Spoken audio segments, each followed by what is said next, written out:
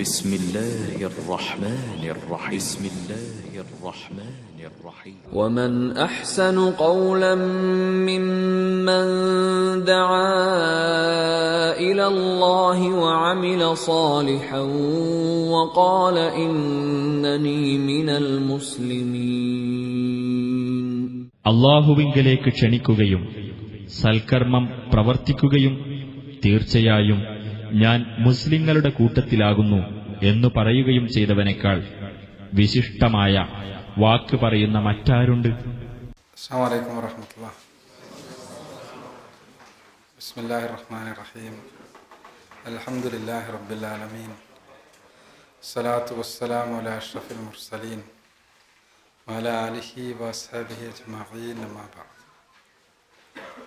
അഊദു ബില്ലാഹി മിനശ് ശൈത്വാനിർ റജീം. ബിസ്മില്ലാഹിർ റഹ്മാനിർ റഹീം.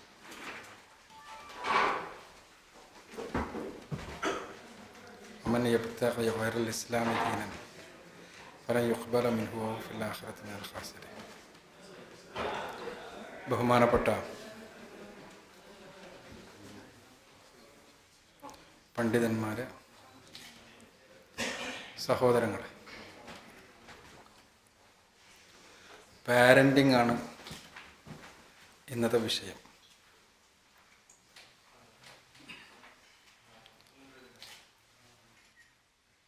പാരന്റ് നമ്മളെല്ലാം എപ്പോഴും കേൾക്കുന്ന ഒരു പദമാണ്. എന്നാൽ പാരന്റിങ് ആ പദം നമ്മൾ കേൾക്കാൻ തുടങ്ങിയിട്ട് പരമാവധി 10 വർഷങ്ങളെ ആയിട്ടുള്ളൂ.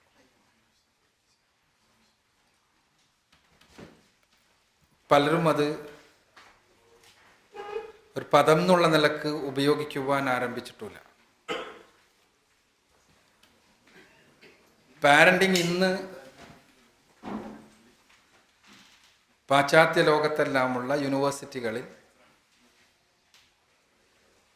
സൈക്കോളജി ഡിപ്പാർട്ട്മെൻറ്റിനോടനുബന്ധിച്ചുള്ള ഒരു ഡിപ്പാർട്ട്മെൻ്റാണ്. പാരന്റിങ് എന്ന് പറഞ്ഞ ശാസ്ത്രശാഖ 1990കളുടെ അവസാനത്തോടു കൂടി ഡെവലപ്പ് ചെയ്തു വന്ന ഒരു സയൻസാണ്. പാരന്റ് സത്യത്തിൽ ആദം നബി അലൈഹി സ്വലാത്തു വസ്സലാമും ഹവ്വയും വിവാഹിതരായി അവർ ദാമ്പത്യ ജീവിതം തുടങ്ങിയ അന്ന് മുതൽ, അല്ലെങ്കിൽ അവർക്ക് ഒന്നാമത്തെ കുഞ്ഞുണ്ടായ അന്ന് മുതൽ അവർ പാരൻസ് ആണ്.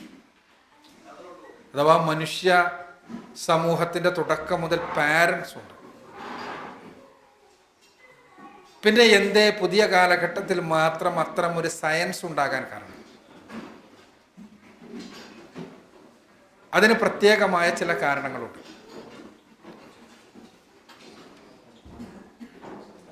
ആ കാരണങ്ങൾ നമ്മൾ മനസ്സിലാക്കുമ്പോൾ എന്തുകൊണ്ട് ഈ വിഷയം അൽ ഖോബാറിലെ ഇസ്ലാഹി സെന്റർ ചർച്ചയ്ക്ക് വേണ്ടി എടുത്തിട്ടു എന്ന് നമുക്ക് മനസ്സിലാകും.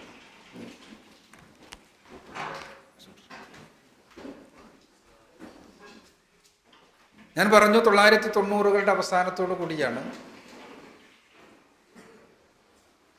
ഒരു സയൻസ് എന്നുള്ള നിലക്ക് പാരന്റിങ് വ്യാപകമായി ചർച്ച ചെയ്യപ്പെട്ടത്. അതിന് കാരണമുണ്ടായി. പാശ്ചാത്യ ലോകത്ത് 1970കൾ അവിടുത്തെ ഹ്യൂമണിസ്റ്റ് പ്രസ്ഥാനത്തിൻ്റെ ആളുകൾ സെക്സ് റവല്യൂഷൻ എന്ന് വിളിച്ച വലിയ ഒരു ലൈംഗിക വിപ്ലവത്തിന്റെ നാളുകളായിരുന്നു.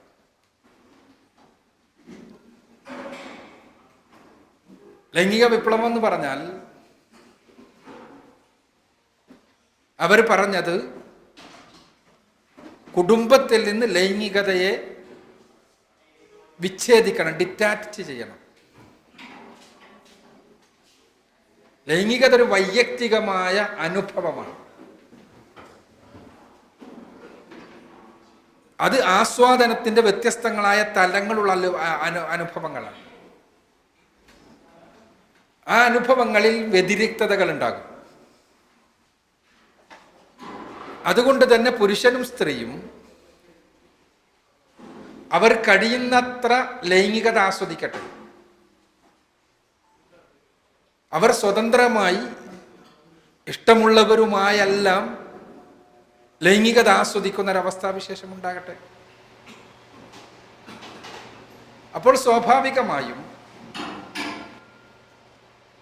ആ ലൈംഗിക വിപ്ലവം വളരെ ആസ്വാദകരമായ ഒരാശയമായിരുന്നു അവരെ സംബന്ധിച്ചിടത്തോളം, ആകർഷകമായ ഒരാശയം. ഓരോരുത്തരും ലൈംഗികത വ്യതിരിക്തമായ രീതിയിൽ കഴിയുന്നത്ര ആസ്വദിച്ചു കൊള്ളട്ടെ സ്വതന്ത്രമായി. അപ്പോൾ സ്വാഭാവികമായും ലൈംഗികതയുടെ ഉപോൽപ്പന്നങ്ങളായ മക്കളെക്കുറിച്ച് ചർച്ച കടന്നു വന്നു. അതിന് ഹ്യൂമനിസ്റ്റുകൾ നിർദ്ദേശിച്ചത് മക്കളെ വളർത്തുവാൻ ആവശ്യമായ സംവിധാനങ്ങൾ, സാമൂഹികമായ സംവിധാനങ്ങൾ ഉണ്ടാകണം. ബോർഡിങ്ങുകളും ചൈൽഡ് കെയർ സെന്ററുകളും ഉണ്ടാകണം. അങ്ങനെയുണ്ടായി. അവിടങ്ങളിൽ കുട്ടികൾക്ക് ആവശ്യമായ എല്ലാം നൽകി. നല്ല ന്യൂട്രീഷ്യസ് ആയ ഫുഡ് നൽകി. ആഴ്ചകൾ തോറും ഡോക്ടർമാർ വന്ന് അവർക്ക് വല്ല ശാരീരിക പ്രശ്നങ്ങളുമുണ്ടോ എന്ന് പരിശോധിച്ച്, രോഗങ്ങൾ പരിശോധിച്ച് അതിന് കൃത്യമായി മരുന്ന് നൽകുന്ന സംവിധാനമുണ്ടാക്കി. ആർക്കൊക്കെ ഏതൊക്കെ തലങ്ങളിൽ വൈറ്റമിനുകൾ ആവശ്യമുണ്ടോ, പ്രോട്ടീനുകൾ ആവശ്യമുണ്ടോ, അതിനെല്ലാമുള്ള തലങ്ങളിൽ വൈറ്റമിനുകളും പ്രോട്ടീനുകളും കൊടുത്തു. ഒപ്പം തന്നെ വീട്ടിൽ കിട്ടുന്നതിനേക്കാൾ നല്ല മാനസിക ഉല്ലാസത്തിനാവശ്യമായ സംവിധാനങ്ങളും ഉണ്ടാക്കി. അവരെ നിരന്തരമായി വിസിറ്റ് ചെയ്യുന്ന ചൈൽഡ് സൈക്കോളജിസ്റ്റുകളെ നിയമിച്ചു. ഇങ്ങനെ എല്ലാ അർത്ഥത്തിലും ഭൗതികമായ എല്ലാ സംവിധാനങ്ങളും ഒരുക്കിക്കൊണ്ട് അവരെ വളർത്തിക്കൊണ്ടുവരാൻ വേണ്ടിയുള്ള പരിശ്രമമുണ്ടായി. അപ്പോൾ മാതാപിതാക്കൾക്ക് അവർക്ക് പറ്റുന്ന രൂപത്തിൽ പുറത്ത് ലൈംഗികത ആസ്വദിക്കാം. അതിന് ഉൽപ്പന്നങ്ങളായി വരുന്ന കുട്ടികൾ ആ ആസ്വാദനത്തിന് തടസ്സമാവില്ല. അവർക്ക് ആ കുട്ടികൾക്ക് ആവശ്യമായ സംവിധാനങ്ങൾ, സാമൂഹിക സംവിധാനങ്ങൾ വേറെ ഉണ്ടാകുന്നു. പക്ഷേ ഇങ്ങനെ 1970-കളിലെ ലൈംഗിക വിപ്ലവത്തിൻ്റെ ഫലമായുണ്ടായ ബോർഡിങ്ങുകളിലെ കുട്ടികൾ, അവരാണ് 1990-കളായപ്പോഴേക്ക് പാശ്ചാത്യ ലോകത്തെ സാമൂഹിക സംവിധാനത്തിൽ കടന്നു വന്നത്. അവർ സമൂഹത്തിലെ നിർണായക ശക്തിയായി മാറിയപ്പോൾ സാമൂഹ്യ മനഃശാസ്ത്രജ്ഞന്മാർ ശ്രദ്ധിച്ച ഒരു കാര്യമുണ്ട്. ഇങ്ങനെ വളർന്നു വന്ന കുട്ടികൾക്ക് മാനസികമായ ആരോഗ്യമില്ല. ഒന്നുകൂടി കൃത്യമായി പറഞ്ഞാൽ അവർക്ക് വൈകാരികമായ ആരോഗ്യമില്ല. പുതിയ കാലത്തെ ഭാഷയിൽ പറഞ്ഞാൽ അവർക്ക് EQ കുറവാണ്, ഇമോഷണൽ കോഷ്യന്റ്. അഥവാ പ്രശ്നങ്ങൾ ഉണ്ടാകുമ്പോൾ അതിന് അനുസരിച്ചുള്ള മാനസികമായി പിടിച്ചു നിൽക്കാൻ അവർക്ക് കഴിയുന്നില്ല. പ്രതിസന്ധികൾ അവരെ തകർത്ത് കളയുന്നു. ഒപ്പം തന്നെ ധാർമ്മികതയിൽ അവർക്ക് പ്രത്യേകിച്ച് താല്പര്യമൊന്നുമില്ല. തീരെ അവർക്ക് അഡാപ്റ്റബിലിറ്റി ഇല്ല. എവിടെ പോയാലും അവിടേക്കനുസരിച്ച് ആകുന്നൊരു സ്വഭാവം അവർക്കുണ്ടാകുന്നില്ല. എമ്പതി, മലയാളം എന്താണ് എന്ന് ഒരുപാട് വിശദീകരിക്കേണ്ടി വരും. മനസ്സിലാക്കുക, മറ്റുള്ളവരുടെ പ്രശ്നങ്ങളെ സ്വന്തം പ്രശ്നങ്ങളായി ഏറ്റെടുത്തുകൊണ്ട് ആ പ്രശ്നങ്ങളിൽ ഒരു പരിഹാരം കാണാനുള്ള കഴിവില്ല. ചുരുക്കത്തിൽ സമൂഹത്തിൽ അവർ ഒരു സാമൂഹികമായ ധർമ്മം നിർവഹിക്കുവാൻ അവർ കഴിയുന്നില്ല. അവർ വ്യക്തികളായി ചുരുങ്ങിപ്പോകുന്നു. അങ്ങനെയാണ് എന്തുകൊണ്ടിത് എന്ന പഠനമുണ്ടായത്. ആ പഠനത്തിൽ നിന്നാണ് കുട്ടികൾക്ക് കുട്ടികളുടെ ബയോളജിക്കൽ പാരൻസ് തന്നെ കൊടുക്കേണ്ട, അല്ലാതെ ആർക്കും കൊടുക്കാൻ കഴിയാത്ത ചിലതുണ്ട് എന്ന് മനസ്സിലാക്കുകയും ഓരോ പ്രായത്തിലും പാരൻസ് എന്ത് കൊടുക്കേണ്ടതുണ്ട് എന്ന പഠനം ഉണ്ടാവുകയും അതിൻ്റെ അടിസ്ഥാനത്തിൽ പാരന്റിങ് എന്ന ശാസ്ത്രശാഖ ഉണ്ടാവുകയും ചെയ്തു. പാരന്റിങ് ആണിത്. പാരന്റ് എന്ന് പറഞ്ഞാൽ ഒരു കുട്ടിയുടെ സൃഷ്ടിക്കാവശ്യമായ അർദ്ധകോശങ്ങളെ സംഭാവന ചെയ്ത ആളുകളാണ്. പുരുഷനാണെങ്കിൽ പുരുഷ ബീജവും, സ്ത്രീയാണെങ്കിൽ അണ്ഡവും സംഭാവന ചെയ്ത ആളുകളാണ്. അതല്ലാത്ത ആരാണെങ്കിലും അവർ ഗാർഡിയനെയാകും, പാരന്റ് ആവില്ല. അപ്പോൾ ഇവിടെ കുട്ടിയുമായി ജീവശാസ്ത്രപരമായി ബന്ധമുള്ള മാതാവും പിതാവും അവർ കുട്ടിയുടെ ഓരോ പ്രായത്തിലും നിർവഹിക്കേണ്ട ദൗത്യത്തെക്കുറിച്ചുള്ള പഠനമാണ് പാരന്റിങ്. അതൊരു വലിയ വിഷയമാണ്. 1 മണിക്കൂറിൻ്റെ പരിമിതിക്കുള്ളിൽ നിന്നുകൊണ്ട് നമുക്ക് ആ വിഷയത്തിൻ്റെ അടിത്തറകളിലേക്ക് മാത്രമേ കടന്നു പോകാൻ കഴിയൂ. ഒരു മുസ്ലിമിനെ സംബന്ധിച്ചിടത്തോളം 1990-കളിൽ ഉണ്ടായ ഒരു സയൻസ് അല്ല പാരന്റിങ്. അവന്റെ മതജീവിതവുമായി ബന്ധപ്പെട്ട ബാധ്യതയുടെ പൂർത്തീകരണമാണത്. അത് കേവലം പുതുതായി കണ്ടുപിടിച്ചൊരു സാധനവുമല്ല. പലപ്പോഴും പാരന്റിങ് രംഗത്ത് വലിയ വലിയ പുസ്തകങ്ങളുണ്ട്, വലിയ ഗവേഷണ പ്രബന്ധങ്ങൾ.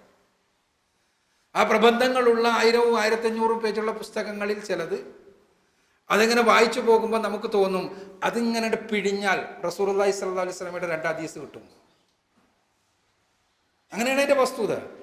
അതിലെല്ലാം വളരെ വിശദീകരിച്ച് പറഞ്ഞ സംഗതികൾ റസൂലുള്ളാഹി സ്വല്ലല്ലാഹു അലൈഹി വസല്ലമ സ്വന്തം ജീവിതത്തിലൂടെ കാണിച്ചു തന്ന, എത്ര സുന്ദരമായി കാണിച്ചത് നമുക്ക് കാണാൻ കഴിയും. മുസ്ലിമിനെ സംബന്ധിച്ചിടത്തോളം പാരന്റിങ് എന്നുള്ളത് അവന്റെ ജീവിതവുമായി ബന്ധപ്പെട്ടതാണ്, അവന്റെ മതജീവിതവുമായി ബന്ധപ്പെട്ടതാണ്. പരിശുദ്ധ ഖുർആനിൽ ഒരുപാട് പ്രാർത്ഥനകളുണ്ട്. മൊബൈലിന്റെ സൗണ്ട് ഒന്ന് ഓഫാക്കിയൊക്കെ. പരിശുദ്ധ ഖുർആനിൽ ഒരുപാട് പ്രാർത്ഥനകളുണ്ട്. പക്ഷെ ആ പ്രാർത്ഥനകളിൽ കണ്ടീഷൻഡായ ഒരൊറ്റ പ്രാർത്ഥന മാത്രമേ എൻ്റെ ശ്രദ്ധയിൽപ്പെട്ടുള്ളൂ. അത് പാരൻസിന് വേണ്ടിയുള്ള പ്രാർത്ഥനയാണ്. ബാക്കി എല്ലാ പ്രാർത്ഥനകളും അള്ളാഹുവിനോട് കാര്യങ്ങൾ ആവശ്യപ്പെടുകയാണ്. പാരൻസിന് വേണ്ടി പറഞ്ഞിട്ടുള്ള പ്രാർത്ഥന അള്ളാഹുവിനോട് ആവശ്യപ്പെടുന്നത് ഒരു കണ്ടീഷൻ വെച്ചുകൊണ്ടാണ്. നമുക്കെല്ലാവർക്കും അറിയാവുന്ന പ്രാർത്ഥന, റബ്ബിർഹംഹുമാ കമാ റബ്ബയാനി സഗീറ. അർത്ഥവും നമുക്കറിയാം. റബ്ബേ നീ റഹ്മത്ത് നൽകണമേ അവർക്ക് 2 പേർക്കും, മാതാവിനും പിതാവിനും. റഹംഹുമാ, അവർ 2 പേർക്കും നീ റഹ്മത്ത് നൽകണമേ. പ്രാർത്ഥന എവിടെ നിൽക്കുന്നില്ല. പ്രാർത്ഥന വീണ്ടും കടക്കുന്നു, കമാ റബ്ബയാനി സഗീറ. ഞങ്ങൾക്ക് ചെറുപ്പത്തിൽ, എനിക്ക് ചെറുപ്പത്തിൽ അവർ റഹ്മത്ത് നൽകിയതുപോലെ. ആ പ്രാർത്ഥന ഒരു കണ്ടീഷനോട് കൂടിയുള്ളതാണ്. എൻ്റെ മകൻ, അവൻ അള്ളാഹുവിൻ്റെ അടുക്കൽ ഒരുപാട് ഉയർന്ന ആളാണെന്ന് വിചാരിക്കുക. അള്ളാഹു പ്രാർത്ഥനക്ക് ഉത്തരം നൽകുന്ന തരത്തിലുള്ള വ്യക്തിത്വത്തിൻ്റെ ഉടമ. പക്ഷേ ഞാൻ അവൻ്റെ ചെറുപ്പത്തിൽ റഹ്മത്ത് നൽകിയിട്ടില്ലെങ്കിൽ അവൻ്റെ ഈ പ്രാർത്ഥനയുടെ ഫലം എനിക്ക് കിട്ടില്ല. കാരണം അവൻ പ്രാർത്ഥിക്കുന്നത് റബ്ബേ എൻ്റെ മാതാപിതാക്കൾക്ക് റഹ്മത്ത് നൽകണമേ എന്നല്ല, മറിച്ച് റഹ്മത്ത് നൽകണമേ ചെറുപ്പത്തിൽ അവർ എനിക്ക് റഹ്മത്ത് നൽകിയതുപോലെ എന്നാണ്. അപ്പോൾ ഞാൻ ചെറുപ്പത്തിൽ റഹ്മത്ത് നൽകിയിട്ടില്ലെങ്കിൽ അപ്പോൾ പാരന്റിങ് മുസ്ലിമിനെ സംബന്ധിച്ചിടത്തോളം വളരെ പ്രധാനപ്പെട്ടതാണ്. അവന്റെ പ്രാർത്ഥനയുടെ പോലും അടിത്തറ അതാണ്. റഹ്മത്ത്, ആ പദം പോലും വളരെ ശ്രദ്ധേയമാണ്. റഹ്മത്ത് ആണ് നൽകാൻ പറഞ്ഞത്. റഹ്മത്ത് അള്ളാഹുവിൻ്റെ വലിയൊരു ഗുണമായി പരിശുദ്ധ ഖുർആൻ ആവർത്തിച്ച് പറയുന്നതാണ്. നമ്മൾ ദിവസേന പരിശുദ്ധ ഖുർആനിൽ ആവർത്തിച്ച് പാരായണം ചെയ്യുന്ന ആയത്തുകളിൽ റഹ്മത്തിനുമായി ബന്ധപ്പെട്ട 2 ഗുണങ്ങൾ നമ്മൾ ആവർത്തിച്ചു കൊണ്ടിരിക്കുന്നുണ്ട്. അർ റഹ്മാനും അർ റഹീമും. നമ്മൾ പരമകാരുണികൻ, കരുണാനിധി എന്ന് പരിഭാഷപ്പെടുത്തും. അതിന്റെ അർത്ഥവും പരിഭാഷയൊന്നും ഞാൻ പോകുന്നില്ല. അള്ളാഹു റഹ്മത്ത് ചെയ്യുന്നവനാണ്. ഈ റഹ്മത്ത് ആണ് മക്കൾക്ക് കൊടുക്കണമെന്നും മക്കളിൽ നിന്ന് വാർദ്ധക്യത്തിലെത്തുമ്പോൾ മാതാപിതാക്കൾക്ക് കിട്ടണമെന്നും പരിശുദ്ധ ഖുർആൻ പറയുന്നത്. അത് തന്നെയാണ് പാരന്റിങ്. റഹ്മത്ത് എന്ന ശബ്ദം പ്രത്യേകം ശ്രദ്ധിക്കുക. അറബിയിൽ സ്നേഹകാരുണ്യങ്ങളെ കുറിക്കാൻ ഒരുപാട് ശബ്ദങ്ങളുണ്ട്. അതിലൊന്നാണ് മവദ്ദത്ത്, മറ്റൊന്നാണ് റഅഫത്ത്, മറ്റൊന്നാണ് റഹ്മത്ത്. ഇണകൾ തമ്മിലുള്ള സ്നേഹത്തെക്കുറിച്ച് പറഞ്ഞപ്പോൾ പരിശുദ്ധ ഖുർആൻ പറഞ്ഞു, വമിൻ ആയാതിഹി അൻ ഖലഖലകും മിൻ അൻഫുസികും അസ്വാജൻ ലിതസ്കുനു ഇലൈഹ വജഅല ബൈനകും മവദ്ദതൻ വറഹ്മ. നിങ്ങളിൽ നിന്ന് തന്നെ നിങ്ങൾക്ക് ഇണകളെ ഉണ്ടാക്കി തന്നത് നിങ്ങൾ സമാധാനത്തോടു കൂടി ഒരുമിച്ച് ചേരേണ്ടതിനാണ്. എന്നിട്ട് നിങ്ങൾക്ക് അള്ളാഹു മവദ്ദത്തിനെയും റഹ്മത്തിനെയും ഇട്ടു തന്നു. അവിടെ മവദ്ദത്ത് സ്നേഹമാണ്, റഹ്മത്ത് കാരുണ്യമാണ്. മവദ്ദത്ത് എന്ന് പറഞ്ഞാൽ ഒരു ട്രാൻസാക്ട് ചെയ്യുന്ന ഒരു സാധനമാണ്, അഥവാ കൊടുത്താൽ മാത്രം കിട്ടുന്ന സാധനമാണ്. നിങ്ങൾക്ക് സ്നേഹം വേണമെങ്കിൽ നിങ്ങൾ സ്നേഹം കൊടുത്തേ തീരൂ. നിങ്ങളുടെ ഇണയിൽ നിന്ന് നിങ്ങൾക്ക് സ്നേഹം ഇങ്ങോട്ട് കിട്ടണമെന്ന് ആഗ്രഹമുണ്ടെങ്കിൽ അവന് നിങ്ങൾ സ്നേഹം കൊടുക്കുക, അപ്പോഴേ കിട്ടൂ. സ്നേഹത്തിന് ഒരു വശത്തേക്ക് മാത്രമായി പ്രവഹിക്കാൻ കഴിയില്ല. ഞാൻ അവളെ മാത്രം സ്നേഹിച്ചുകൊണ്ട് എനിക്ക് ഒരുപാട് കാലം നിൽക്കാൻ പറ്റില്ല. അവളിൽ നിങ്ങളുടെ സ്നേഹം വരാത്തിടത്തോളം കാലം. സ്നേഹത്തിന്റെ മബദ്ധത്തിന്റെ സവിശേഷത അതാണ്. അവിടെ എനിക്ക് ഒരു സൈഡിലേക്ക് മാത്രമാണെങ്കിൽ അത് മബദ്ധത്താവില്ല. അതാ ഞാൻ പറഞ്ഞത്, അതൊരു കൊടുക്കൽ വാങ്ങൽ പ്രക്രിയയാണ്, ഒരു ട്രാൻസാക്ഷനാണ്. ഇതേപോലെ തന്നെ ഒരു നമ്മുടെ വലിയ ഇഷ്ടം പ്രകടിപ്പിക്കുന്ന മറ്റൊരു പദമാണ് റഅഫത്ത്.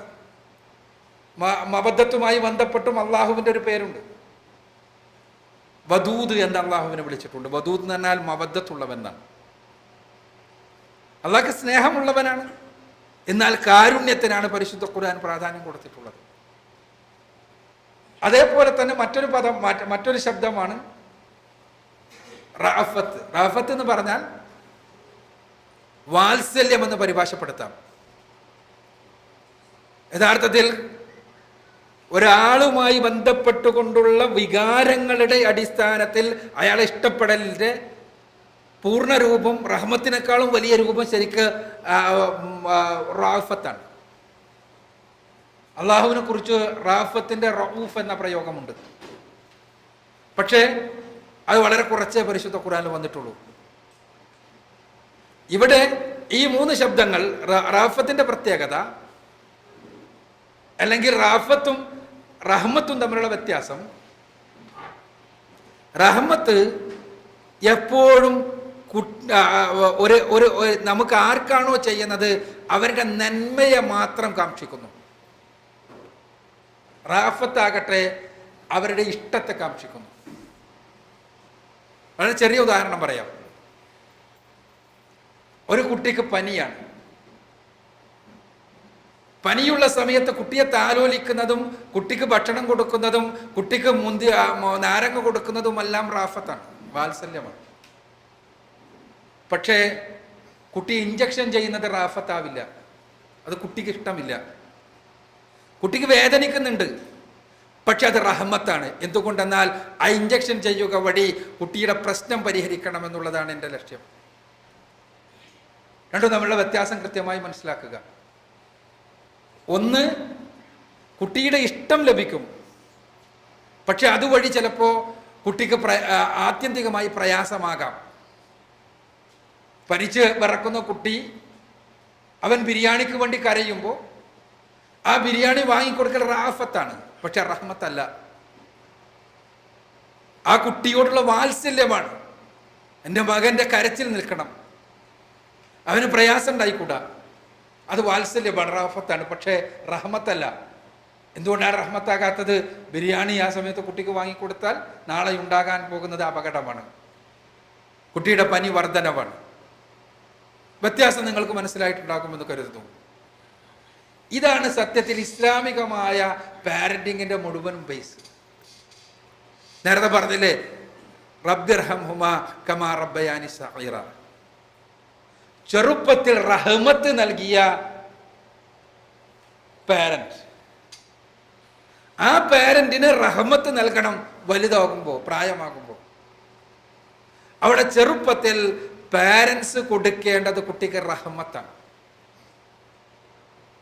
തീർച്ചയായും റാഫത്ത് വേണം, മവദ്ദത്ത് വേണം, പക്ഷെ റഹ്മത്താകണം മുകളിൽ നിൽക്കുന്നത്. ഇത് മനസ്സിലായി കഴിഞ്ഞാൽ പാരന്റിങ്ങുമായി ബന്ധപ്പെട്ട ഒരുവിധം എല്ലാ അടിസ്ഥാനപരമായ ഡൗട്ട്സും ക്ലിയർ ആയി കഴിയും. എപ്പോ പാരന്റിങ് തുടങ്ങണം? ഇത് പാരന്റിങ്ങിന്റെ രംഗത്തെ വലിയ ചർച്ചയാണ്. When should we start parenting? ശാസ്ത്രീയമായി പല ഉത്തരങ്ങളും പറഞ്ഞ ആളുകളുണ്ട്. പക്ഷെ അവിടെ ഉമർ റളിയല്ലാഹു അൻഹുവിന്റെ കാലഘട്ടത്തിൽ ഒരു സംഭവം വളരെ രസകരമാണ്. ഒരു പ്രായമായ ആൾ വന്നിട്ട് ഉമർ റളിയല്ലാഹു അൻഹുവിനോട് കംപ്ലൈന്റ് പറഞ്ഞു, എൻ്റെ മോൻ എന്നെ പരിഗണിക്കണില്ല, മോന് പ്രശ്നമാണ്, അവൻ എനിക്ക് എൻ്റെ അവകാശങ്ങളൊന്നും നൽകണില്ല. ഉമർ റളിയല്ലാഹു അൻഹു ആളെ പറഞ്ഞയച്ചു, മകനെ വരുത്തി. മകനോട് പറഞ്ഞു, വാപ്പ അങ്ങനെ പറയുന്നുണ്ടല്ലോ, നീ വാപ്പാന്റെ അവകാശങ്ങൾ കൊടുക്കണം, വാപ്പ മകൻ എന്നുള്ള നിലക്ക് നിനക്ക് ഉത്തരവാദിത്തങ്ങളുണ്ട്. അപ്പോൾ ആ മകൻ പറഞ്ഞു, ആ ഉത്തരവാദിത്തങ്ങൾ എനിക്കറിയാം, തീർച്ചയായും മകൻ എന്നുള്ള നിലക്കുള്ള ഉത്തരവാദിത്തങ്ങൾ ഞാൻ നിർവഹിക്കേണ്ടത് തന്നെയാണ്. പക്ഷേ അമീറുൽ മുഅ്മിനീൻ, ഞാൻ ചോദിക്കട്ടെ, വാപ്പ എന്നുള്ള നിലക്ക് എൻ്റെ പിതാവിന് ഉത്തരവാദിത്തമൊന്നുമില്ലേ? മൃതദാനം ഉത്തരവാദിത്തമുണ്ട്. എന്നിട്ട് ചില ഉത്തരവാദിത്തങ്ങളെ കുറിച്ച് പറഞ്ഞു. അതിലൊന്നാമത് പറഞ്ഞത്, വാപ്പാന്റെ ഉത്തരവാദിത്തങ്ങളിലൊന്ന് മക്കൾക്ക് പറ്റിയ ഇണയെ കണ്ടെത്തണമെന്നത്. ഒരു വല്ലാത്ത ഉത്തരമാണത്. നമ്മൾ ഇണയെ കണ്ടെത്തി കഴിഞ്ഞിട്ട് അതിനുണ്ടാകുന്ന മക്കളെ കുറിച്ചാണ് ചിന്തിക്കുക. ഇവിടെ ഉമർ റളിയല്ലാഹു അൻഹു പറഞ്ഞത് നല്ല മക്കൾക്ക് പറ്റിയ ഇണയെ കണ്ടെത്തണമെന്നാണ്. അത് ഒരാണിനോട് ചോദിച്ചതുകൊണ്ട് ആണിനോട് അങ്ങനെ ഉത്തരം പറഞ്ഞു. മാതാവുമായി ബന്ധപ്പെട്ട പ്രശ്നമാണെങ്കിൽ ഇതേ ഉത്തരം തന്നെ പറയും. എന്താണ്? മക്കൾക്ക് പറ്റിയ ഉപ്പയെ കണ്ടെത്തണമെന്ന്. റസൂലുള്ളാഹി സ്വല്ലല്ലാഹു അലൈഹി വസല്ലമ വിവാഹവുമായി ബന്ധപ്പെട്ട കാര്യത്തിൽ അടിസ്ഥാനപരമായി പറഞ്ഞത് നമ്മൾക്കറിയാം.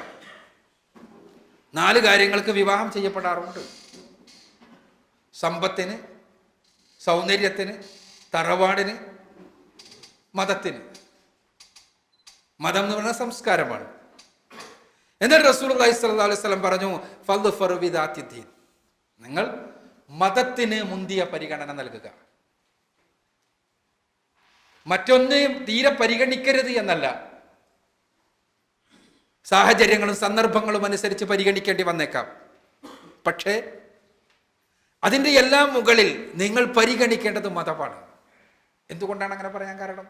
നേരത്തെ പറഞ്ഞത് തന്നെ, ഉണ്ടാകുന്ന കുട്ടി, ആ കുട്ടിയുടെ നിങ്ങൾ വിവാഹം ചെയ്യുമ്പോൾ മുതൽ പാരന്റിങ് തുടങ്ങുന്നു എന്നാണ് ഈ പറഞ്ഞതിനർത്ഥം. കാരണം നിങ്ങൾ വിവാഹം ചെയ്യുമ്പോൾ നിങ്ങൾ തിരഞ്ഞെടുക്കുന്ന ഇണ, അത് ആണാണെങ്കിലും പെണ്ണാണെങ്കിലും, എൻ്റെ സംസ്കാരം എനിക്കറിയാം, ഞാൻ ഉദ്ദേശിക്കുന്ന ആദർശം എനിക്കറിയാം, ഞാൻ എങ്ങനെയാണ് എൻ്റെ മകനാകേണ്ടത് എന്ന് ആഗ്രഹിക്കുന്നത് എനിക്കറിയാം, അല്ലെങ്കിൽ എൻ്റെ മകളാകേണ്ടത് എങ്ങനെ എന്ന് ആഗ്രഹിക്കുന്നത് എനിക്കറിയാം. ആ ആഗ്രഹത്തിനനുസരിച്ചുള്ള ഒരു ഇണ, ആണാണെങ്കിലും പെണ്ണാണെങ്കിലും, അവിടെ നിന്ന് തുടങ്ങുന്ന പാരന്റിങ്ങിന്റെ ട്രെയിനിങ് അല്ലെങ്കിൽ ഡിസ്ക്രിപ്ഷൻ എന്നാണ് ഇസ്ലാമികമായ താല്പര്യം. ശാസ്ത്രീയമായി പറയുക,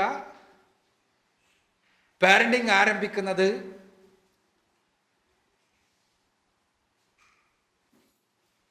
ബീജസങ്കലനം കഴിഞ്ഞ് 9ാമത്തെ ആഴ്ച മുതൽ കാണുന്നത്. കുഞ്ഞ് ഗർഭാശയത്തിൽ ഉരുവം കൊണ്ടുകൊണ്ടിരിക്കുന്നു മാത്രമേ ഉള്ളൂ. പക്ഷേ നമുക്ക് മനുഷ്യന് വലിയൊരു സവിശേഷതയുണ്ട്. ബാക്കിയുള്ള എല്ലാ സസ്തനികളിൽ നിന്നും വ്യത്യസ്തമായി മനുഷ്യന്റെ ഒരു സവിശേഷത, ഒരുപാട് സവിശേഷതകളുണ്ട്. സസ്തനി എന്ന് പറഞ്ഞാൽ മാമൽ എന്ന് പറഞ്ഞാൽ കുഞ്ഞുങ്ങളെ പ്രസവിച്ച് മുലയൂട്ടി വളർത്തുന്ന ജീവികൾ. 6000-ത്തിലധികം ജീവവർഗങ്ങളുണ്ട്, മാമൽ സ്പീഷീസ് ഉണ്ട്. അതിൽ കുഞ്ഞുങ്ങളുമായുള്ള ബന്ധത്തിൽ മനുഷ്യനല്ലാത്ത ജീവികൾക്കെല്ലാം ഉള്ള സവിശേഷത, ഇത് നമുക്ക് സമയമില്ലാത്തതുകൊണ്ടാണ് നിങ്ങളോട് ചോദിക്കേണ്ട ചോദ്യം, നിങ്ങൾ ഉത്തരം പറയേണ്ട ചോദ്യങ്ങൾ. മാതാക്കൾ ആദ്യം കാണുന്ന ഒരു സവിശേഷത, നമ്മൾ ഉമ്മമാരോട് ചോദിച്ചാൽ എന്താ, മക്കളും നിങ്ങളൊരാട് പ്രസവിക്കുന്നത് കാണുമ്പോഴും പിന്നെ മനുഷ്യ കുഞ്ഞിനെ പ്രസവിച്ചാൽ നിങ്ങൾ പ്രസവിക്കുന്ന സന്ദർഭത്തിലും തമ്മിൽ കാണുന്ന, കുട്ടികളുമായിട്ടുള്ള ബന്ധത്തിൽ കാണുന്ന ആദ്യത്തെ വ്യത്യാസം എന്താ? ഉമ്മമാര് പറയും, ആടാണെങ്കിൽ അതിൻ്റെ പ്രാഥമിക ആഹാരം ഏതാണ്? മുലപ്പാലാണ്. ആ മുലപ്പാൽ തേടി കണ്ടുപിടിക്കും കുട്ടി. മനുഷ്യ കുഞ്ഞ് തേടി കണ്ടുപിടിച്ചോട്ടെ എന്ന് വിചാരിച്ചാൽ അത് പട്ടിണി കിടന്ന് ചാകും. നമുക്കറിയാം. ആ കുഞ്ഞിനെ നമ്മളെടുത്ത് അതിൻ്റെ മുലപ്പാലിൻ്റെ സ്രോതസ്സിലേക്ക് അഥവാ മാതാവിൻ്റെ മുലക്കണ്ണിയിലേക്ക് നമ്മൾ വായ വെച്ച് കൊടുത്ത് ചപ്പിക്കുവാൻ കുട്ടിക്ക് പരിശീലനം നൽകണം. അതൊന്നാമത്തെ അനുഭവമാണ്. അതിനേക്കാൾ വലിയൊരു സവിശേഷതയുണ്ട്. ആ സവിശേഷത വേറെയൊന്നുമല്ല, കുട്ടി ബാക്കി എല്ലാ മാമൽസിലും കുഞ്ഞ് മുലകുടി പ്രായമെത്തുന്നതോടുകൂടി സ്വയം പര്യാപ്തനാകും. പിന്നെ മാതാപിതാക്കളുടെ ആവശ്യം കുട്ടിക്കില്ല. എല്ലാ ജീവിവർഗങ്ങളിലും അങ്ങനെയാണ്. മനുഷ്യ കുഞ്ഞിന്റെ മുലകുടി പ്രായം 2 വയസ്സാണ്. 2 വയസ്സ് കഴിഞ്ഞാൽ നമ്മൾ കുട്ടിനോട് പറയാണ്, മോനെ നീ എല്ലാം സ്വയം പര്യാപ്തനായിട്ടുണ്ട്, ഇനി സ്വന്തമായി ജീവിക്കാം, ബാപ്പാൻ്റെ ഉമ്മാൻ്റെ ആവശ്യമില്ല എന്ന് പറയാൻ പറ്റുമോ? പറയാൻ പറ്റൂല. അത് പറഞ്ഞാൽ കുട്ടിക്ക് വളരാൻ പറ്റൂല. മാതാപിതാക്കൾക്ക് അത് പറയാൻ കഴിയാത്ത രൂപത്തിലുള്ള വൈകാരിക ബന്ധമുണ്ട്. എന്തുകൊണ്ടാകണം അള്ളാഹു അത്തരം ഒരു സംവിധാനം വെച്ചത്? അവിടെയാണ് ഞാൻ നേരത്തെ പറഞ്ഞ പാരന്റിങ് തുടങ്ങേണ്ടത് 9ാമത്തെ ആഴ്ച എന്ന് ഞാൻ പറഞ്ഞു. അവിടേക്ക് നമ്മൾ എത്തുകയാണ്. അതിന് കാരണം മനുഷ്യന്റെ തലച്ചോർ അത് വികസിക്കുന്നത് സത്യത്തിൽ പ്രസവത്തിന് ശേഷമാണ്. ബാക്കി ജീവികൾക്കെല്ലാം അവക്ക് പ്രായപൂർത്തിയെത്തിയാൽ എത്ര തലച്ചോറുണ്ടോ അതിൻ്റെ 60 മുതൽ 80 വരെ ശതമാനം തലച്ചോറുമായാണ് കുഞ്ഞ് ജനിക്കുന്നത്. അതുകൊണ്ടാണ് ജീവികളൊന്നും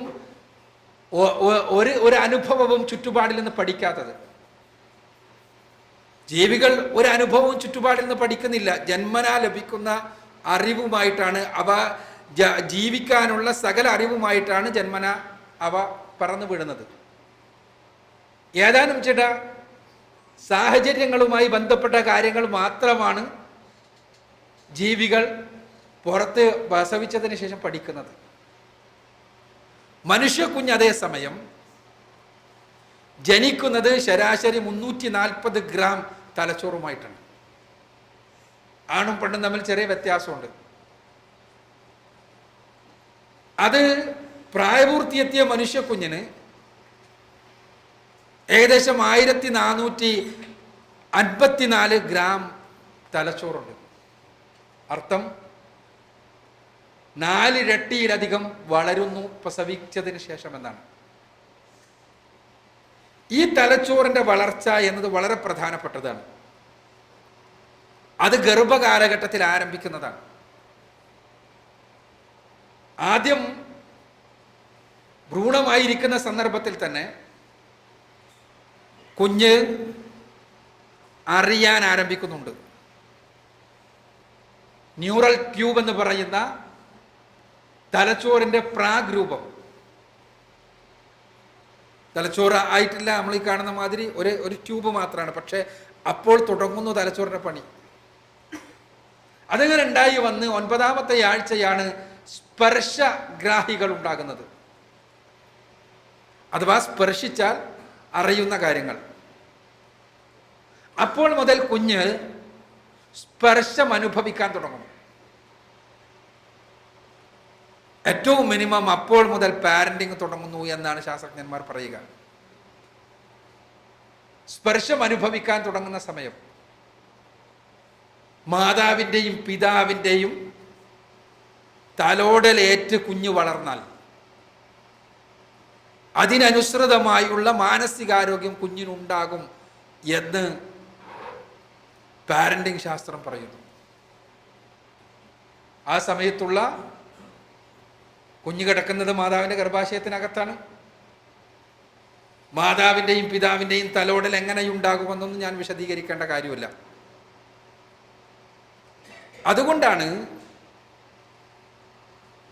പഴയ കാലഘട്ടത്തിലെ ശാസ്ത്രജ്ഞന്മാരുടെ വർത്തമാനത്തിൽ നിന്ന് വ്യത്യസ്തമായി പുതിയ കാലത്ത് കുഞ്ഞുങ്ങളുമായി ബന്ധപ്പെട്ട സയൻസ് ശാസ്ത്രകാരന്മാർ പറയുക, ഗർഭകാലഘട്ടത്തിലെ ശാരീരിക ബന്ധം കുഞ്ഞിൻ്റെ മാനസികാരോഗ്യത്തിന് നല്ലതാണ് എന്നാണ്. കാരണം മറ്റൊന്നുമല്ല, ഈ തലോടൽ നടക്കുന്നു അറിഞ്ഞും അറിയാതെയും എന്നത് തന്നെ. പിന്നീട് ഇന്ദ്രിയങ്ങൾ ഉണ്ടാകുന്നു. ഓരോ ഇന്ദ്രിയങ്ങൾ മണക്കാനുള്ള കഴിവുണ്ടാകുന്നു. പക്ഷേ ഗർഭാശയത്തിൽ വെച്ചൊന്നും മണക്കുന്നില്ല. പിന്നെ ടേസ്റ്റ് ഉണ്ടാകുന്നു. അവിടെയും ഗർഭാശയത്തിൽ വെച്ച് ഒന്നിൻ്റെയും സ്വാദ് നോക്കുന്നില്ല. പിന്നീട് 24ാമത്തെ ആഴ്ച കുഞ്ഞിന് കേൾവി ശക്തി ഉണ്ടാകുന്നു. 24ാമത്തെ ആഴ്ച മുതൽ കുട്ടി കേൾക്കാൻ തുടങ്ങുന്നു. കുട്ടി കേൾക്കുക എന്ന് പറഞ്ഞാൽ എന്താണോ ഉമ്മ കേൾക്കുന്നത് അതാണ് കുട്ടി കേൾക്കുക. ഉമ്മ എന്താണോ കേൾക്കുന്നത് അതാണ് കുഞ്ഞ് കേൾക്കുക. ആ സമയം മുതൽ ഉമ്മാക്ക് തീരുമാനിക്കാം എൻ്റെ മകൾ എന്ത് കേൾക്കണമെന്ന്. ആ കേൾവിയും കുട്ടിയുടെ മാനസികാരോഗ്യവും തമ്മിൽ വമ്പിച്ച ബന്ധമുണ്ട്. നിങ്ങൾ ആ സമയത്ത് കുട്ടിയെ നന്മയുള്ളത് കേൾപ്പിച്ചാൽ ആ നന്മ കുട്ടിയുടെ വ്യക്തിത്വത്തിൻ്റെ ഭാഗമാകും. തിന്മയുള്ളതാണ് കേൾപ്പിക്കുന്നതെങ്കിലോ കുട്ടിയുടെ വ്യക്തിത്വത്തിൻ്റെ ഭാഗമായി അതും മാറും. നിങ്ങൾ ആ സമയത്ത് കുട്ടിയെ കേൾപ്പിക്കുന്നത് ഒച്ചപ്പാടുകളാണെങ്കിൽ,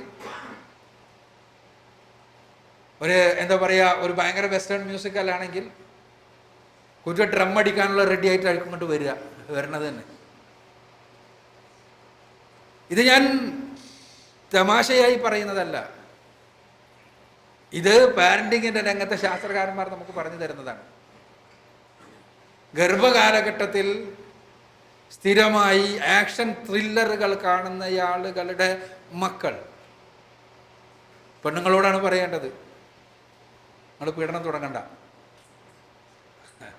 കണ്ടോ അങ്ങനെ പറഞ്ഞിട്ടുള്ള പെടുന്ന ഞാൻ പറയുന്നത് ആക്ഷൻ ത്രില്ലറുകൾ സ്ഥിരമായി കാണുന്ന കുട്ടികൾ, ഉമ്മമാരുടെ മക്കൾ വരുന്നത് തന്നെ ഒരു AK-47 മനസ്സുമായിട്ടായിരിക്കും എന്ന് ശാസ്ത്രകാരന്മാർ. പിന്നീടുണ്ടാകുന്നത് കാഴ്ചയാണ്. 26ാമത്തെ ആഴ്ച കാഴ്ചക്ക് ആവശ്യമായ സാധനങ്ങളെല്ലാം ഉണ്ടാകും. പക്ഷേ ഗർഭാശയത്തിൽ വെച്ച് കുഞ്ഞൊന്നും കാണുന്നില്ല, കൂരാക്കൂരിട്ടാണ് അവിടെ. ജനിച്ചു കഴിഞ്ഞാലും കുഞ്ഞ് കാഴ്ച അതിന് വികസിച്ചുകൊണ്ടേയിരിക്കുകയാണ്. ജനിച്ച സമയത്ത് കുഞ്ഞ് കാണുക കേവലം നിഴലുകൾ മാത്രമാണ്. നമ്മൾ കാണുന്നത് പോലെയുള്ള വിബ്ജിയോർ, ഈ സപ്ത വർണ്ണങ്ങൾ കുഞ്ഞ് കാണാൻ തുടങ്ങുക 6 മാസമാകുമ്പോഴാണ്. അങ്ങനെ വളർച്ചയുടെ വ്യത്യസ്ത ഘട്ടങ്ങളുണ്ട്. ഇനി ജനനം മുതൽ കുഞ്ഞിൻ്റെ പാരന്റിങ് എന്നുള്ളത് വളരെ പ്രധാനപ്പെട്ടതാണ്. നമ്മൾ വളരെ കൃത്യമായി ഓരോ ഘട്ടവും മനസ്സിലാക്കേണ്ടതുണ്ട്. ഞാൻ ഓരോ ഘട്ടവും വളരെ വിശദമായി സംസാരിക്കുവാൻ അതിന് പറ്റിയൊരു വേദിയല്ല ഇത്. പക്ഷെ പ്രസവം കഴിഞ്ഞാൽ വളരെ പ്രധാനമായും ഈ 5 ഇന്ദ്രിയങ്ങളും പ്രവർത്തനക്ഷമമായി. ഈ 5 ഇന്ദ്രിയങ്ങളിലൂടെയും കുട്ടിക്ക് അറിവ് ലഭിച്ചുകൊണ്ടിരിക്കുന്നു. നമ്മൾ വിചാരിക്കുക, മലർന്നു കിടന്ന് ഒന്നും അറിയാതെ പൊട്ടിക്കരയുന്ന കുഞ്ഞ് ഒന്നും വിവരമില്ലാത്തവനാണെന്നാണ്. അവൻ്റെ മുന്നിൽ നമുക്ക് എന്തുമാകാമെന്നാണ്.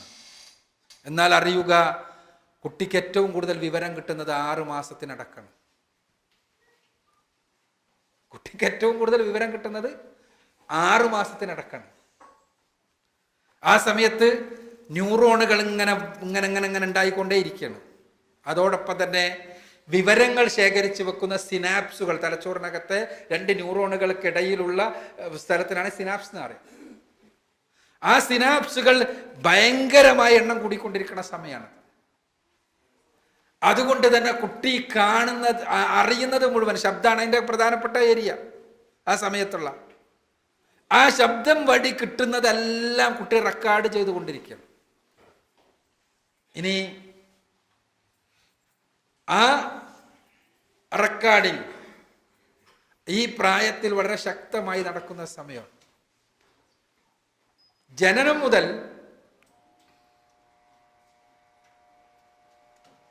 മരണം വരെയുള്ള മനുഷ്യന്റെ ജീവിതത്തിൽ ശാസ്ത്രകാരന്മാർ പറയുക 2 തരം ഹങ്കറുമായിട്ടാണ്, വിശപ്പുമായിട്ടാണ് ഒരാൾ ജനിക്കുന്നത്. സാധാരണ ഭക്ഷണം കഴിക്കാനുള്ള വിശപ്പ് അല്ല ഇവിടെ ഉദ്ദേശിക്കുന്നത്. വ്യക്തിത്വവുമായി ബന്ധപ്പെട്ടിട്ടുള്ള, മാനസികാരോഗ്യവുമായി ബന്ധപ്പെട്ടുള്ള 2 വിശപ്പ്. നമുക്കെല്ലാം വിശപ്പും ദാഹമുണ്ട്. അത് ജീവശാസ്ത്രപരമായ സവിശേഷതയാണ്. ഈ 2 ഹങ്കറുകളിൽ ഒന്ന് ടച്ച് ഹങ്കറാണ്, സ്പർശിക്കപ്പെടാനുള്ള വിശപ്പ്. രണ്ടാമത്തേത് റെക്കഗ്നിഷൻ ഹങ്കറാണ്, അംഗീകരിക്കപ്പെടാനുള്ള വിശപ്പ്. ഇത് രണ്ടും നിങ്ങൾ എങ്ങനെ സാറ്റിസ്ഫൈ ചെയ്യുന്നു എന്നതിനനുസരിച്ചാണ് കുട്ടിയുടെ വ്യക്തിത്വം രൂപപ്പെടുന്നത്. പാരൻസിൻ്റെ ഏറ്റവും പ്രധാനപ്പെട്ട ശ്രമകരമായൊരു ജോലി അത് തന്നെയാണ്. പ്രായമാകുന്നതിനനുസരിച്ച് ടച്ച് ഹങ്കർ കുറഞ്ഞു വരും, ഒരിക്കലും അവസാനിക്കില്ല. പക്ഷെ റെക്കഗ്നിഷൻ ഹങ്കർ കൂടി വരും. വയസ്സാകുന്ന സമയത്ത് ഭയങ്കര കൂടുതലായിരിക്കും. സത്യത്തിൽ മക്കളും പാരൻസും തമ്മിലുള്ള പ്രശ്നങ്ങളുടെ മുഴുവനും അടിവേരെടുത്ത് പരിശോധിച്ചാൽ ഇവിടെ പാരൻറ്റിങ്ങിൽ വരുന്നതല്ല. പക്ഷേ ഞാൻ സൂചിപ്പിക്കുകയാണ്, മക്കളും പാരൻസും തമ്മിലും മരുമകളും അമ്മായിമ്മയും തമ്മിലുള്ള പ്രശ്നങ്ങളെടുത്ത് പരിശോധിച്ചാൽ അതിൻ്റെ മുഴുവൻ നാരായ പേര് നമ്മൾ കാണുക റെക്കഗ്നേഷൻ ഹങ്കർ സാറ്റിസ്ഫൈ ആവാത്തതാണ്. വേറെ വിഷയമാണ്, ഞാൻ അങ്ങോട്ട് പോണില്ല. ഞാനിവിടെ പറയുന്നത് ഇത് രണ്ടിനോടുമുള്ള നമ്മുടെ പ്രതികരണം എന്താണ് എന്നതിനനുസരിച്ചാണ് കുഞ്ഞിൻ്റെ വ്യക്തിത്വം രൂപപ്പെടുന്നത്. അതിലാണ് ഞാൻ പറഞ്ഞത് 6 മാസം വരെയുള്ള സമയത്ത് കുട്ടി അറിവിങ്ങനെ സ്വീകരിച്ചുകൊണ്ടിരിക്കണം. നമ്മുടെ വ്യക്തിത്വം എന്താണ്? ഒരാളുടെ വ്യക്തിത്വം എന്ന് പറഞ്ഞാൽ 2 ഘടകങ്ങളുണ്ട്. ഒന്ന് പാരമ്പര്യമാണ്, ജനറ്റിക് അല്ലെങ്കിൽ ഹെറിഡിറ്ററി. രണ്ടാമത്തേത് സാഹചര്യങ്ങളിൽ നിന്നുണ്ടാക്കുന്നതാണ്. ഒന്നാമത്തേത് നിങ്ങൾക്ക് മാറ്റാൻ കഴിയില്ല. എൻ്റെ കണ്ണ്, എൻ്റെ മൂക്ക്, എൻ്റെ മുടി, എൻ്റെ ശരീരത്തിൻ്റെ ആകൃതി, ഇതെല്ലാം പാരമ്പര്യമാണ്. ഇതെല്ലാം ജീനുകളിൽ രേഖപ്പെടുത്തപ്പെട്ടതാണ്. പക്ഷേ ഇതൊന്നുമല്ല യഥാർത്ഥത്തിലുള്ള പേഴ്സണാലിറ്റി, വ്യക്തിത്വം. പിന്നെ എന്താണ്? എൻ്റെ പെരുമാറ്റമാണ്, എൻ്റെ സ്വഭാവമാണ്, എൻ്റെ വർത്തനങ്ങളാണ്. ആണല്ലോ. നമ്മൾ ആളുകളെ ഓർക്കുന്നത് വ്യക്തിത്വത്തിൻ്റെ പേരിലാണ്. ഗാന്ധിജിയെ ജനം ഓർക്കുന്നു എന്തുകൊണ്ട്? അദ്ദേഹത്തിന് വട്ടക്കണ്ണാടയുണ്ടായത് കൊണ്ട് എന്നാണോ? അല്ല. മറിച്ച് എന്താണ്? അദ്ദേഹത്തിൻ്റെ വ്യക്തിത്വത്തിൻ്റെ അടിസ്ഥാനത്തിലാണ്. ഹിറ്റ്ലറെയും ജനം ഓർക്കുന്നു എന്തുകൊണ്ട്? അദ്ദേഹത്തിൻ്റെ മീശ ഇങ്ങനെ ചെറുതായി വെട്ടിയത് കൊണ്ട് എന്നാണോ? അല്ല. മറിച്ച് അയാളുടെ വ്യക്തിത്വത്തിൻ്റെ അടിസ്ഥാനത്തിലാണ്. ആ വ്യക്തിത്വമാണ്, അത് രൂപപ്പെടുന്നതാണ് ചെറുപ്പ കാലഘട്ടം മുതൽ. അവിടെയാണ് പാരന്റിങ്ങിന്റെ പ്രസക്തി. അങ്ങനെയാകുമ്പോൾ വ്യക്തിത്വ രൂപീകരണം നടക്കുന്നത് അടിസ്ഥാനപരമായി 3 ഘട്ടങ്ങളായിട്ടാണ്. അതിൽ ഒന്നാമത്തെ ഘട്ടത്തിന് 2 ഉപഘട്ടങ്ങളുണ്ട്. ഒന്നാമത്തെ ഘട്ടം ജനനം മുതൽ 6 വയസ്സ് വരെയുള്ള ഘട്ടമാണ്. നല്ല ശാസ്ത്രീയമായ അടിത്തറകളുണ്ട്. ആ ശാസ്ത്രീയമായ അടിത്തറകൾ ഓരോന്നും പിന്നെ ഞാൻ ന്യൂറോണുകളും സിനാപ്സുകളും എല്ലാം വെച്ച് പറയേണ്ടതാണ്. അതിലേക്ക് ഞാൻ പോണില്ല. അത് സമയമില്ല എന്നുള്ളത് മാത്രമല്ല, അത് എല്ലാം പ്രസൻറ്റേഷനായി നിങ്ങൾക്ക് പോയിന്റ്സ് വെച്ചുകൊണ്ട് അല്ലെങ്കിൽ കാണിച്ചുകൊണ്ട് പറയേണ്ടതാണ്. നമുക്ക് അതിനൊന്നുമുള്ള സമയമില്ല. പറഞ്ഞു വരുന്നത്, ഒന്നാം ഘട്ടം, പാരന്റിങ്ങിന്റെ ഒന്നാമത്തെ ഘട്ടം, അത് 6 വയസ്സ് വരെയുള്ള സമയം. അതിലും തന്നെ 3 വയസ്സ് വരെയുള്ള സമയം. 3 വയസ്സ് വരെയുള്ള സമയത്തിന്റെ സവിശേഷത, കുട്ടി വിവരങ്ങൾ ശേഖരിച്ചുകൊണ്ടേയിരിക്കുന്ന സമയമാണ്. അത് വേണ്ട ബോധപൂർവമുള്ള പ്രതികരണം ആരംഭിച്ചിട്ടില്ല.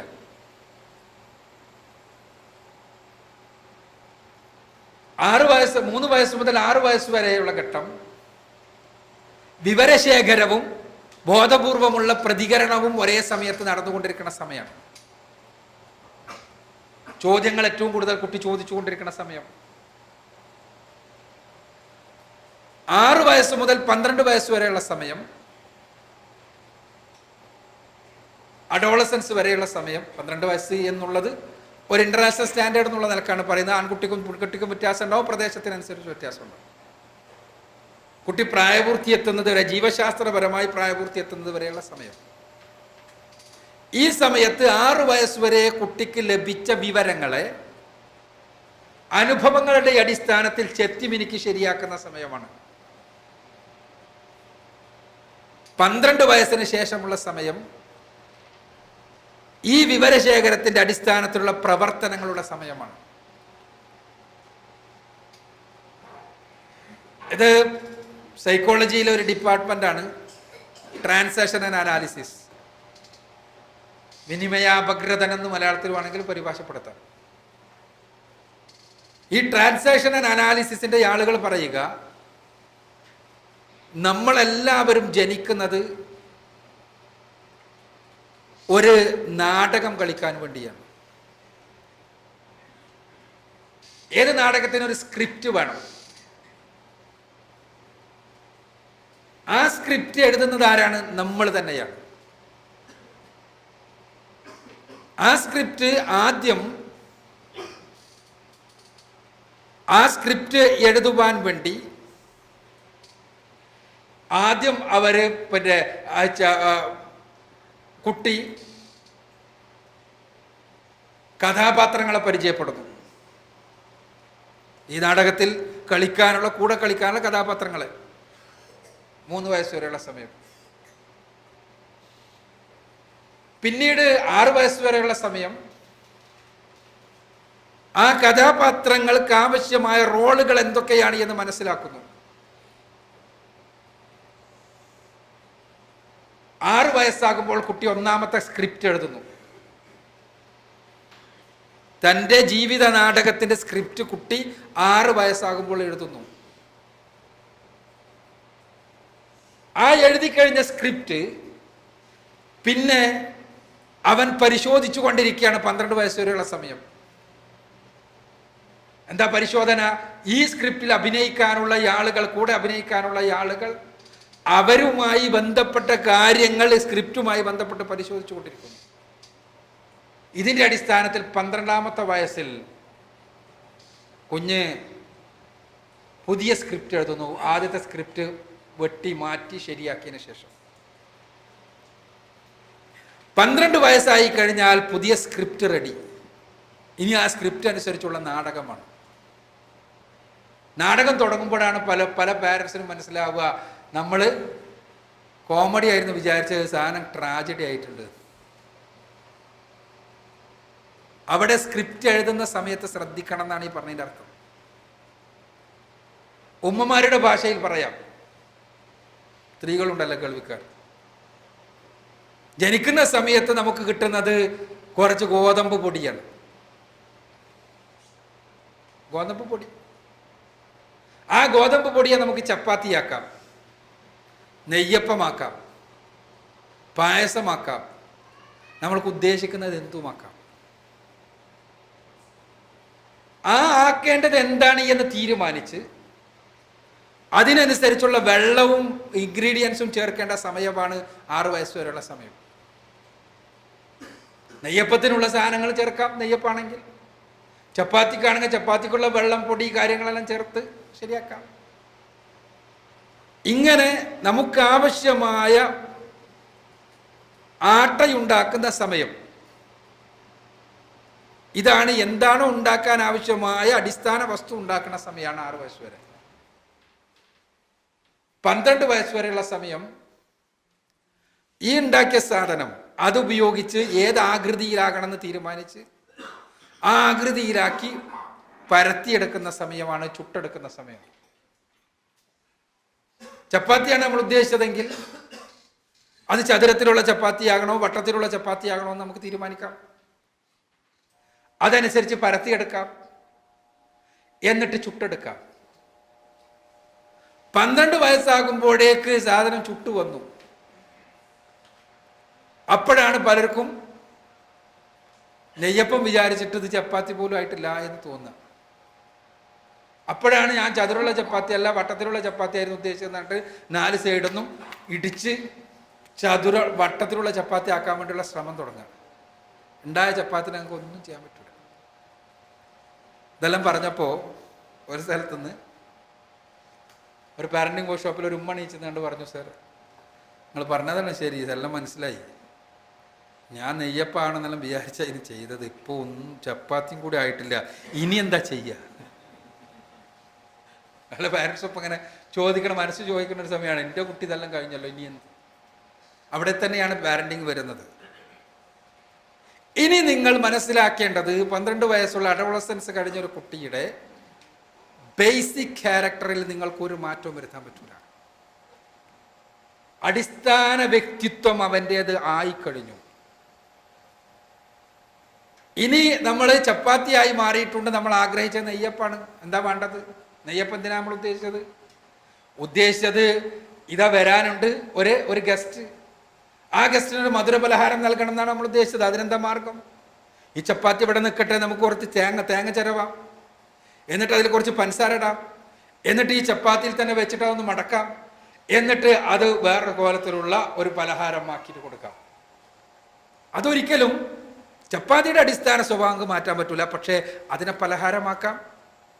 അത് വേണമെങ്കിൽ എരിവുള്ള വേറെ കറികൾ ഉപയോഗിച്ച് ആസ്വാദകരമായ മറ്റു ഭക്ഷണമാക്കാം. പക്ഷേ നിങ്ങൾക്കൊരിക്കലും അതിനെ നെയ്യപ്പമാക്കാൻ പറ്റില്ല. ഇവിടെ എന്താന്ന് വെച്ചാൽ അടിസ്ഥാന വ്യക്തിത്വം രൂപപ്പെട്ട് കഴിഞ്ഞാൽ പിന്നീട് നമുക്ക് ചെയ്യാൻ കഴിയുക സാഹചര്യങ്ങളെ മാറ്റിക്കൊണ്ട് അതിനനുസരിച്ചുള്ള വ്യക്തിത്വ രൂപീകരണത്തിനാണ്. അഡോളസൻസ് കഴിഞ്ഞാൽ നമുക്ക് ചെയ്യാൻ കഴിയുന്നത് അത്രയേ ഉള്ളൂ. അല്ലെങ്കിൽ അത് ചെയ്യൽ ശ്രമകരമായ പണിയാണ്.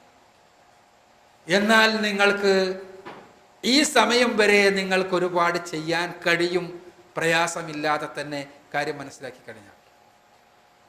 അവിടെയാണ് ഞാൻ നേരത്തെ പറഞ്ഞ റഹ്മത്ത് കടന്നു വരുന്നത്. ഈ സമയത്തുള്ളൊരു പ്രശ്നം എന്താണെന്ന് വെച്ചാൽ ചെറിയ പ്രായത്തിൽ നമ്മുടെ റാഫത്ത് അതിര് കവിയുകയും റഹ്മത്ത് താഴെ നിൽക്കുകയും ചെയ്യുന്നു പലപ്പോഴും എന്നുള്ളത്.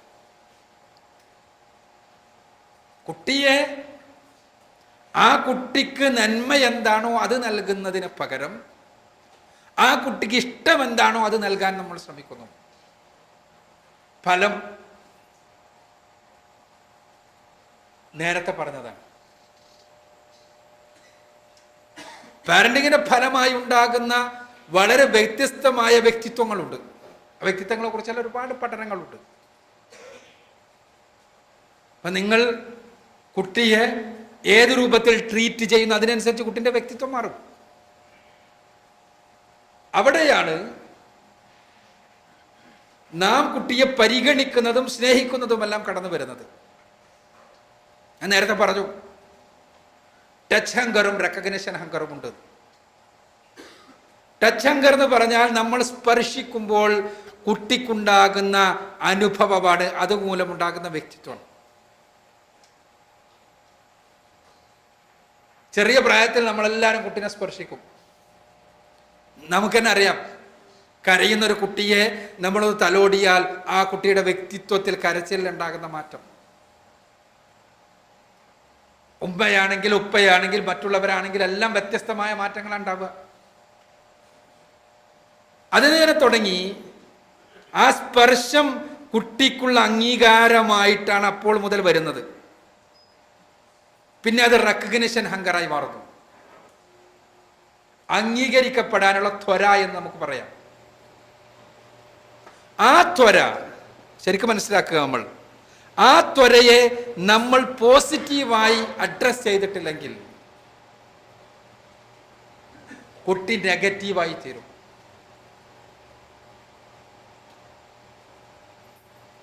ഹങ്കർ എന്ന് പറഞ്ഞു, വിശപ്പ്. വിശപ്പ് എന്ന് പറഞ്ഞാൽ എന്താണ്? നമുക്ക് സാധാരണ അനുഭവപ്പെടുന്ന ഒരു ജീവശാസ്ത്ര പ്രതിഭാസമാണ്. വിശപ്പ് നമുക്ക് ഭക്ഷണം ലഭിക്കാതിരുന്നാൽ നമ്മുടെ ആമാശയത്തിന് അനുഭവപ്പെടുന്ന ഭക്ഷണമില്ലായ്മയിൽ നിന്ന് അനുഭവപ്പെടുന്ന ഒരു വികാരമാണ്, ഒരു അനുഭവമാണ് വിശപ്പ്. ആ അനുഭവത്തിൽ നല്ല വിശപ്പുണ്ട്, അർഹമായ ഭക്ഷണം കിട്ടാൻ ഒരു സാധ്യതയുമില്ല. അപ്പോൾ നല്ലതല്ലാത്ത ഭക്ഷണങ്ങൾ പോലും എന്തായി മാറും? ആസ്വാദകരമാകും. ഇത് വളരെ പ്രധാനപ്പെട്ട ഹങ്കർ എന്നുള്ള പദം തിരഞ്ഞെടുക്കാനുള്ള കാരണമാണ് ഞാൻ പറയുന്നത്. ഹങ്കർ എന്ന റെക്കഗ്നേഷൻ ഹങ്കർ എന്ന് തന്നെ തിരഞ്ഞെടുക്കാനുള്ള കാരണം, നമുക്ക് വിശപ്പുള്ള സമയത്ത് നല്ല ഭക്ഷണം നമുക്ക് ലഭിച്ചില്ല. ഇസ്ലാം പറയുക ഹലാലായ ഭക്ഷണം കിട്ടാത്തൊരവസ്ഥയിൽ വിശപ്പ് കാഠിന്യത്തിലാണെങ്കിൽ ഹറാമായ ഭക്ഷണം കഴിക്കാമെന്നാണ്. അവിടെ നിൽക്കില്ല. അത് ആസ്വാദകരമാകും എന്നുള്ളതാണ് അതിലെ നമ്മൾ മനസ്സിലാക്കേണ്ട പോയിന്റ്. അന്തമാനിൽ വെച്ച് ഞാനൊരാളെ പരിചയപ്പെട്ടിട്ടുണ്ട്. അദ്ദേഹത്തിൻ്റെ പേര് സൗദാഗർ എന്നാണ്. അദ്ദേഹത്തിൻ്റെ യുവത്വ കാലഘട്ടത്തെക്കുറിച്ച് അദ്ദേഹം പറയുമ്പോൾ വാചാലനാകുന്നൊരു സംഗതിയുണ്ട്.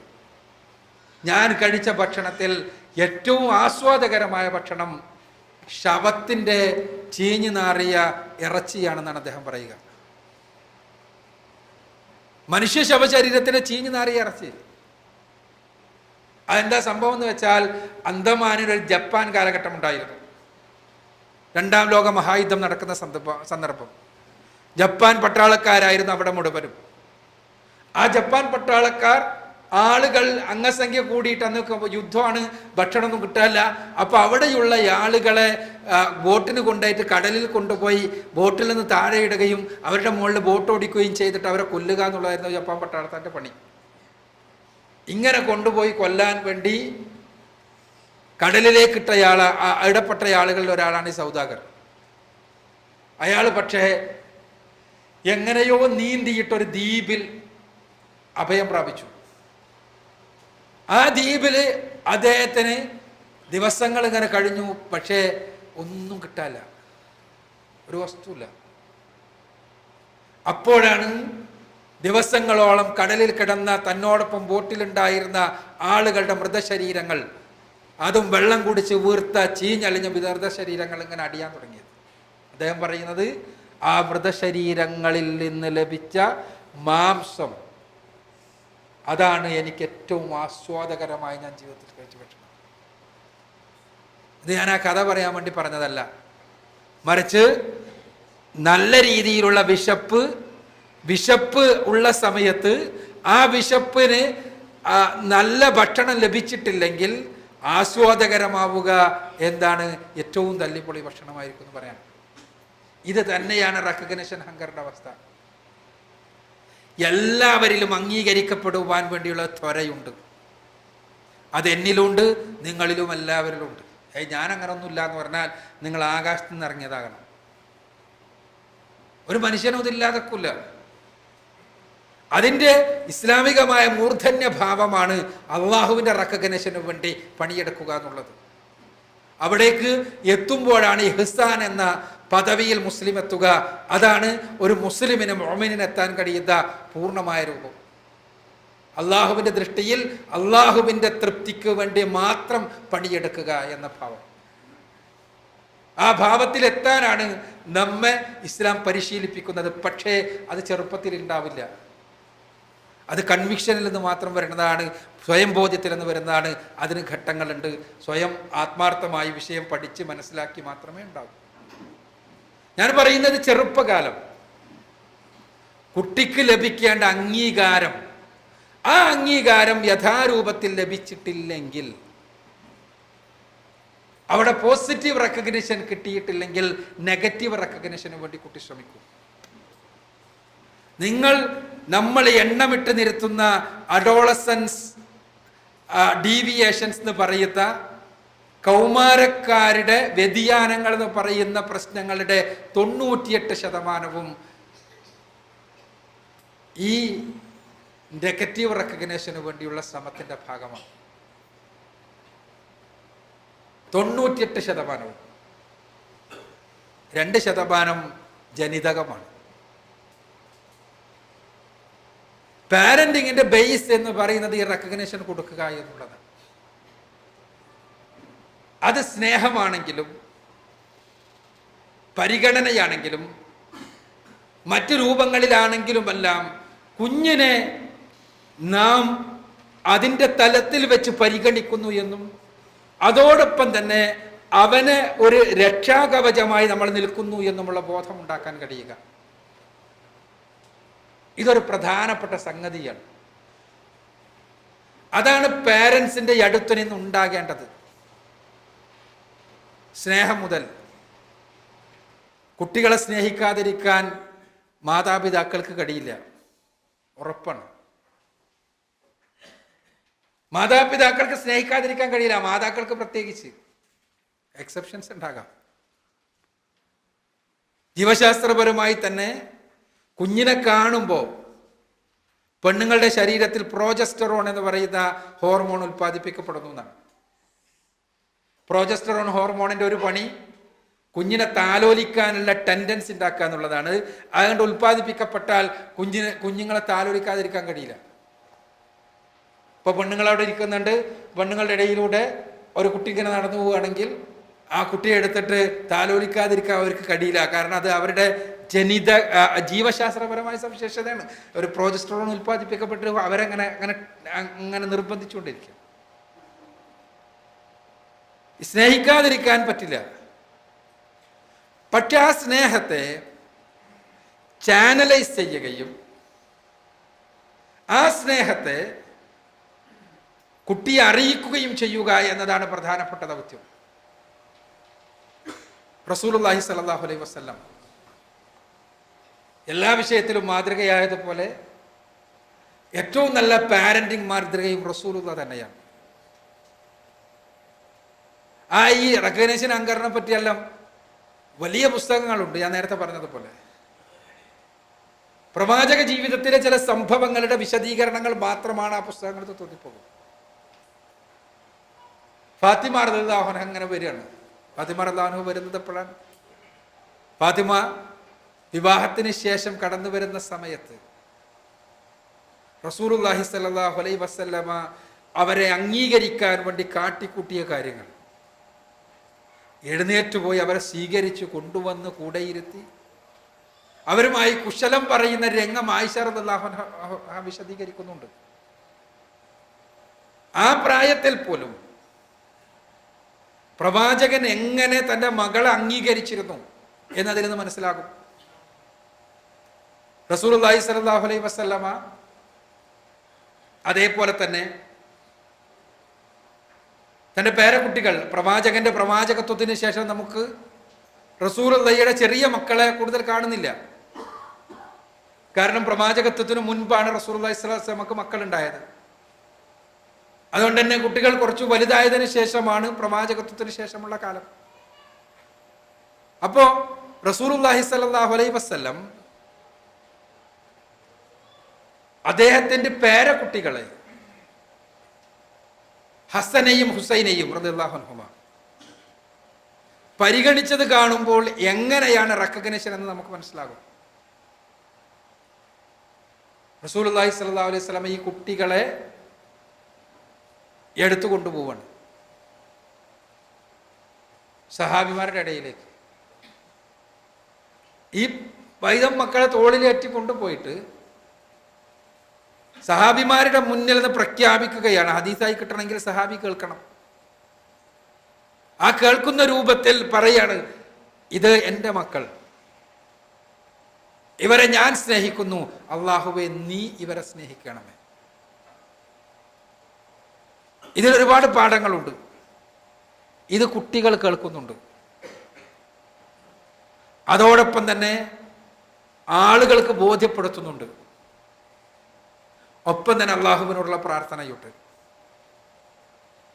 അതേപോലെ തന്നെ ജനങ്ങളോട് റസൂലുള്ളാഹി സ്വല്ലല്ലാഹു അലൈഹി വസല്ലം പറയാണ്, ഇവരെ ഞാൻ സ്നേഹിക്കുന്നു, നിങ്ങളും ഇവരെ സ്നേഹിക്കണേ. ഇത് സ്വയം പ്രഖ്യാപനമുണ്ട്, അതോടൊപ്പം മറ്റുള്ളവരുടെ അഭ്യർത്ഥനയുണ്ട്.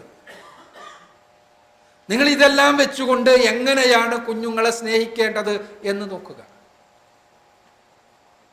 ആ സ്നേഹം അതിന്റെ മൂർധന്യത്തിൽ റസൂലുള്ളാഹി സ്വല്ലല്ലാഹു അലൈഹി വസല്ലം പഠിപ്പിച്ച് നമുക്ക് കാണാൻ കഴിയും. അവിടെ കുട്ടിയെ ഓരോ തലത്തിലും പരിഗണിക്കുകയാണ്. അവിടെ ആ പരിഗണന പക്ഷേ എന്തല്ല, കുട്ടി ഒരു തിന്മ ചെയ്യുന്നതിനുള്ള അംഗീകാരമല്ല. ഇവിടെ നമ്മൾ പലപ്പോഴും പാരന്റിംഗ് എന്ന് പറഞ്ഞാൽ പറയാറുള്ളത്, ആ രംഗത്തെ ശാസ്ത്രകാരന്മാർ പറയാറുള്ളത് ലവ് ആൻഡ് ലിമിറ്റ്സ്. ലവിന്റെ ലിമിറ്റ്സിന്റെ സിങ്ക്രണൈസേഷൻ ആണ് പാരന്റിംഗ് എന്നാണ്. Parenting is an art of synchronising love and limits എന്നാണ് പറയാം. പാരന്റിംഗ് തന്നെ ഒരു കലയാണ്. സ്നേഹത്തെയും അതേപോലെ തന്നെ ലിമിറ്റുകളെയും സിങ്ക്രണൈസ് ചെയ്യുന്ന കല. അതെങ്ങനെയാണ് നിൽക്കുന്നത്? സീസോന്റെ മാതിരി. നമ്മളെ സംബന്ധിച്ചിടത്തോളം പലപ്പോഴാണ് ലവ് ഇങ്ങോട്ട് കൂടുമ്പോൾ ലിമിറ്റാണ്ട് പോകും, ലിമിറ്റാണ്ട് കൂടുമ്പോൾ ലവ് ഇല്ലാതാവും. ഇത് രണ്ടും ഇങ്ങനെ നിർത്താൻ പറ്റണം. അതാണ് പണി. വളരെ എളുപ്പമുള്ള പണിയൊന്നുമല്ല. പ്രസവിക്കലും പ്രസവിപ്പിക്കലും എളുപ്പമുള്ള പണിയാണ്, വളർത്തൽ എളുപ്പമുള്ള പണിയല്ല. നിങ്ങൾ ഉദ്ദേശിക്കുന്ന രൂപത്തിൽ ആകണമെങ്കിൽ തീർച്ചയായും അവിടെയാണ് ഞാൻ പറഞ്ഞ റസൂലുള്ളാഹി സ്വല്ലല്ലാഹു അലൈഹി വസല്ലമയുടെ ലവ് ലിമിറ്റ്സ് നമുക്ക് കാണാൻ കഴിയും. ഈ പ്രായത്തിൽ പോലും കുഞ്ഞുങ്ങൾ ചെയ്യുന്ന ചെറിയ തെറ്റുകളെ എങ്ങനെ പ്രവാചകൻ തിരുത്തി എന്ന് നമുക്കറിയും. മദീനയിലെ പള്ളിയിൽ കാരക്ക കൂട്ടിയിട്ടിരിക്കുന്നു. കാരക്ക സക്കാത്തിന്റെ കാരക്കയാണ്. സക്കാത്തിന്റെ കാരക്ക കൂട്ടിയിട്ടിരിക്കുന്നത് പാവങ്ങൾക്ക് വിതരണം ചെയ്യാനാണ്. പള്ളിയുടെ അടുത്താണ് പ്രവാചകന്റെ വീടുകൾ. സ്വാഭാവികമായും വല്ലിപ്പ അവിടെയുണ്ട്. വല്ലിപ്പാനോടൊപ്പം കളിക്കുന്ന കുട്ടികൾ. പക്ഷേ ആ കുട്ടികളിൽ ഒരാൾ ഹസൻ റളിയല്ലാഹു അൻഹു ഓടിച്ചെന്നു. 2-3 വയസ്സേ ഉള്ളൂ. ഒരു കാരക്ക എടുത്തു, വായിലിട്ട് ചമക്കാൻ തുടങ്ങി. ഹദീസുകൾ പറയുന്നത് ഹസൻ റളിയല്ലാഹു അൻഹു ഏകദേശം മുട്ടുകുത്തിപ്പോയി എന്നുള്ള രൂപത്തിലാണ്. അപ്പൊ അതിൻ്റെ അർത്ഥം ആ പ്രായമേ ഉള്ളൂ എന്നാണ്. പ്രവാചകൻ ഇത് കണ്ടു. റസൂലുള്ളാഹി സ്വല്ലല്ലാഹു അലൈഹി വസല്ലം ഓടിച്ചെന്നു, കുഞ്ഞിനെ ശാസിച്ചു. കുഞ്ഞിനോട് പറഞ്ഞു, മോനെ, ഇത് സക്കാത്തിന്റെ മുതലാണെന്ന് നിനക്കറിയില്ലേ, ഇത് നമുക്ക് ഹലാലല്ല എന്നറിയില്ലേ എന്ന് പറഞ്ഞിട്ട് കുട്ടിയുടെ വായിൽ കൈയിട്ടിട്ട് ആ എത്ര വായിലേക്ക് പോയി അതെല്ലാം എടുത്ത് പുറത്തേക്ക് ഇട്ടു. വലിയ പാഠമുണ്ടതിന്. പ്രവാചകൻ ഒരു കാരക്കന്റെ പ്രശ്നമാണ്. കുട്ടിനെ പ്രയാസപ്പെടുത്തേണ്ടതില്ല. കുട്ടിയെ ഭയങ്കര ഇഷ്ടമാണ്, ഞാൻ പറഞ്ഞല്ലോ. ആ ഇഷ്ടമുള്ള കുട്ടി ഒരിക്കലും പ്രയാസപ്പെടുത്തേണ്ട ആവശ്യമില്ല. ഒരു കാരക്കല്ലേ, ഒരു കാരക്കക്ക് പകരം വേറൊരു കാരക്കാണ്ട് കൊടുത്താൽ പോരെ. ഒരു കാരക്ക വള്ളിയിൽ നിന്ന് എടുത്തിട്ടുണ്ടെങ്കിൽ ആ കാരക്കക്ക് പകരം വേറൊരു കാരക്ക എടുത്തു കൊടുത്താൽ തീരാവുന്ന പ്രശ്നം. അതെന്താ കുട്ടിനെ കരക്കണേ? കുട്ടിനെ എന്തിനു പ്രയാസപ്പെടുത്തണം? അവിടെയാണ് റസൂലുള്ളാഹി സ്വല്ലല്ലാഹു അലൈഹി വസല്ലമയുടെ പാഠം. കുട്ടിക്ക് ലിമിറ്റ് വെക്കേണ്ടിടത്ത് ലിമിറ്റ് വെക്കണം. ചെറുപ്പത്തിൽ പഠിപ്പിക്കേണ്ടത് പഠിപ്പിക്കണം. ചെറുപ്പത്തിൽ നിങ്ങൾക്ക് ലിമിറ്റ്സ് പറയേണ്ടിടത്ത് ലിമിറ്റ്സ് പറയണം. പച്ചക്കൊടി കാട്ടേണ്ടിടത്ത് പച്ചക്കൊടി കാട്ടാനും ചുവന്ന കൊടി കാട്ടേണ്ടിടത്ത് കാട്ടാനും അവിടെ നിർത്താനും നമുക്ക് പറ്റണം. പറ്റുന്നില്ല നമുക്ക്. അവിടെ തുടങ്ങുന്ന പ്രശ്നം. പറ്റുന്നില്ല എന്ന് പറഞ്ഞാൽ നമ്മളെല്ലാവരും നമുക്ക് പറ്റുന്നുണ്ട് എന്ന ആത്മവിശ്വാസത്തിലായിരിക്കും. പലപ്പോഴും പാരന്റിങ് കഴിഞ്ഞാലുള്ള ചോദ്യോത്തരങ്ങളിൽ ഉയർന്നു വരാറുള്ള ചോദ്യങ്ങൾ അങ്ങനെയാണ്. കുട്ടി വല്ലാതെ കരയുമ്പോൾ എന്തേ കാർട്ടൂൺ ഇട്ടെടുത്തൂടെ എന്നാണ് ഒരു ചോദ്യം. മൊബൈലും കുട്ടിയും തമ്മിലുള്ള ബന്ധമാണ് അടുത്ത ചോദ്യം. ഈ ചോദ്യങ്ങൾക്കെല്ലാം മണിക്കൂറുകളുടെ ഉത്തരങ്ങളുണ്ട്. പക്ഷെ ഇപ്പോൾ നമ്മൾ അറിയുക, ബേസിക് ആണല്ലോ നമ്മൾ പഠിക്കുന്നത്. കുട്ടിയെ പ്രസവിക്കപ്പെട്ടത് മുതൽ നിങ്ങൾക്ക് ലവും ലിമിറ്റ്സും കൃത്യമായി മനസ്സിലാക്കി അതിനെ സിങ്ക്രണൈസ് ചെയ്യാൻ പറ്റുമോ? നിങ്ങൾ ഉദ്ദേശിക്കുന്ന അല്ലെങ്കിൽ നമ്മൾ ഉദ്ദേശിക്കുന്ന ഈ ദുനിയാവിൽ ഇമോഷൻ EQ നല്ല രീതിയിലുള്ള, അതോടൊപ്പം പരലോകത്ത് നമുക്ക് വേണ്ടി പ്രാർത്ഥിക്കുന്ന, അള്ളാഹുവിനോട് ആവശ്യപ്പെടുന്ന മക്കളുണ്ടാവും. ഇത് ഒരു വസ്തുതയാണ്. ഞാൻ നേരത്തെ ഗർഭകാലഘട്ടത്തെക്കുറിച്ച് പറഞ്ഞു.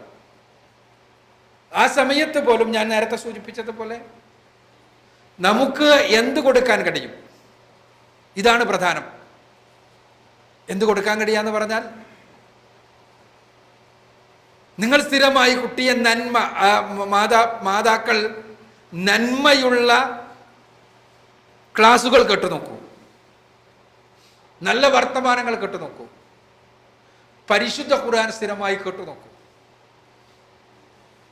പരിശുദ്ധ ഖുർആൻ ഗർഭിണിയാണ് എന്ന് ഡോക്ടർ പറഞ്ഞത് മുതൽ സ്ഥിരമായി ഖുർആൻ കേട്ടുനോക്കൂ. അത്ഭുതം നിങ്ങൾക്ക് കാണാം. കുട്ടിക്ക് ജനിച്ച ശേഷമുള്ള കുട്ടിക്ക് ഖുർആനിനോട് താല്പര്യത്തിന്റെ അത്ഭുതം. വായന നിങ്ങൾ ശീലമാക്കി നോക്കൂ. സൈലന്റ് റീഡിങ് മതി. ഉമ്മമാർ ഗർഭകാലഘട്ടത്തിൽ സൈലന്റ് റീഡിങ് ശീലമാക്കി നോക്കൂ. നിങ്ങൾക്ക് അത്ഭുതം കാണാം. കുട്ടി നല്ല റീഡറായി മാറുന്ന. ഇതെല്ലാം പരീക്ഷണപരമായി സ്ഥിരീകരിക്കപ്പെട്ട കാര്യങ്ങളാണ്. ശാസ്ത്രീയമായ അതിന് വിശദീകരണവുമുണ്ട്. ഞാൻ പറയുന്ന അവിടുന്ന് തുടങ്ങിയിട്ട് നമ്മൾ വലുതാണ് കുട്ടി. ആ കുട്ടിയുടെ സ്വഭാവങ്ങൾ സ്വാഭാവികമായും ജനിതകമായ പ്രശ്നങ്ങൾ ഉണ്ടാവും. ആ ജനിതക പ്രശ്നങ്ങൾക്ക് അനുസരിച്ചാണ് കുട്ടിയുടെ പ്രതികരണങ്ങൾ ഉണ്ടാവുക. അവിടെ നമ്മൾ ഉണ്ടാക്കി വെച്ച ചില സ്കെയിലുകൾ ഉണ്ടാവും. ആ സ്കെയിലിനനുസരിച്ച് കുട്ടിയെ വിളക്കാനും തുടങ്ങും. അവിടെ മുതൽ കുട്ടിയുടെ വ്യക്തിത്വം നഷ്ടപ്പെടാൻ തുടങ്ങും. ഞാൻ നേരത്തെ സൂചിപ്പിച്ചതുപോലെ സ്നേഹിക്കപ്പെടാൻ എന്ന അത് വല്ലാത്തൊരു വികാരമാണ്. കുട്ടികൾക്ക് എൻ്റെ ഉപ്പയും ഉമ്മയും എന്നെ സ്നേഹിക്കുന്നു എന്നുള്ള അറിവുണ്ടാകുന്നത് പോലും അതിൽ നിന്നുണ്ടാകുന്ന വമ്പിച്ച മാറ്റമുണ്ട്. അടുത്ത് സച്ചിൻ ടെണ്ടുൽക്കർ, അദ്ദേഹം ക്രിക്കറ്റിൽ നിന്ന് വിരമിക്കുന്ന സമയത്ത് അദ്ദേഹം നടത്തിയൊരു പ്രസംഗമുണ്ട്. ഇന്ത്യയെ സംബന്ധിച്ചിടത്തോളം ക്രിക്കറ്റ് പ്രേമികൾ മാത്രമല്ല, അല്ലാത്തവർ പോലും ഏറെ ആദരിച്ചൊരു വ്യക്തിത്വത്തിൻ്റെ ഉടമയാണ് അദ്ദേഹം. അതിൻ്റെ കാരണം ഒരുപാട് മാനുഷികമായ സാമൂഹ്യ പ്രവർത്തനങ്ങളിൽ അദ്ദേഹം ഏർപ്പെട്ടിരുന്നു എന്നുള്ളതാണ്.